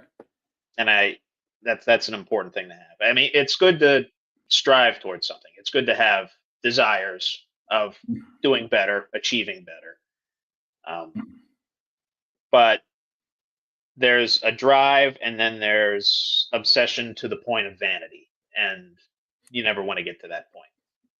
No. And faith kind of helps me just kind of dial that back and remind me, hey, you're doing all right. You're doing okay. You're above ground. You're a good person to a lot of people. A lot of people care about you. You care about a lot of people. And God's always there for me. So, and like I said, got back into reading the Bible right now. Let's see what chapter I'm on, actually. Yeah. I'm in the book of Judges. Okay. Yeah. Right on. Yeah, and that one, Israel does a whole lot of stuff that's not very on the up and up with God. Challenging. Yeah. Yeah. So pretty good book to read if you're getting back into the faith. Yeah. and whatever text you read, you don't, like I said, you don't have to read the Bible. You don't have Right. to. You don't even have to go to church if you don't want to. But Right. having faith, gives you something to believe in, whether it's faith in self, faith in others, what have you. Yeah. Faith in a God, faith in gods. Yeah. Doesn't matter to me. Yeah. And No. And don't don't get it twisted. My faith will still, doesn't stop me from calling a spade a spade. If you're a piece of shit, I'm going to tell you you're a piece of shit. Right. Well, and I think,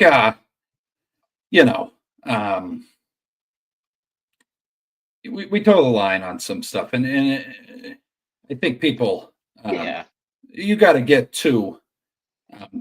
There's a lot of good, and I bet you, and Trevor, with you too.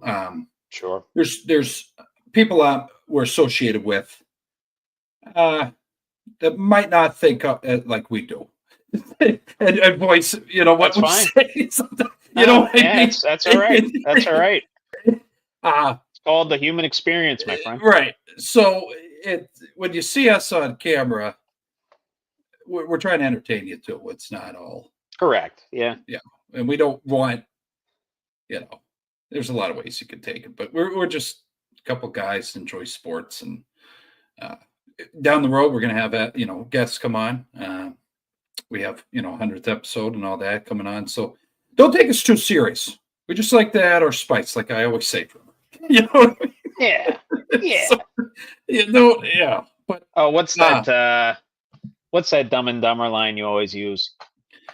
put out the vibe. Put out the vibe. That's what right. we do. We like to put out the vibe. We're not, and I guess one thing why you can appreciate, you're going to get, if you're watching this point, you're like, Jesus Christ, can we wrap this up? Hold on a minute. Right. All right, hold on a minute. I'm getting there too. I get it. Yeah. I get it.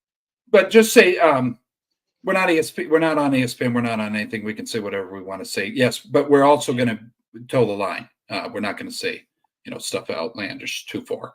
But we might. We'll see. But anyways, anything else, Trevor, for the folks before someone snaps and throws their phone in the water and say, "Fuck this." Hopefully, after a conversation about faith, that's not going to happen. But, Right. Well, yeah. I guess I really don't have anything else. God bless you, everybody. Have a good week. Have a good weekend. Survive work. Survive the weather. Survive each other if it comes to that, and have faith for a better tomorrow. Yeah. No. We appreciate all you beautiful people out there for tuning in to this point. This was another episode of Buckle Up with the Boys with your hosts here, DB, and host Trevor Dinsmore. Again, if any athlete you are interested in your life, you feel that you want to hear their story on here, send it to me or Trevor. We got people lined up here. Later this month, we'll have a guest on coming. But yeah, don't be shy about it. But have a good day. Have a good night. Stay safe out there. God bless. This was another episode of Buckle Up with the Boys, and we'll see you next Tuesday at 8:00. Appreciate all you beautiful people. Yep. All right, let's see.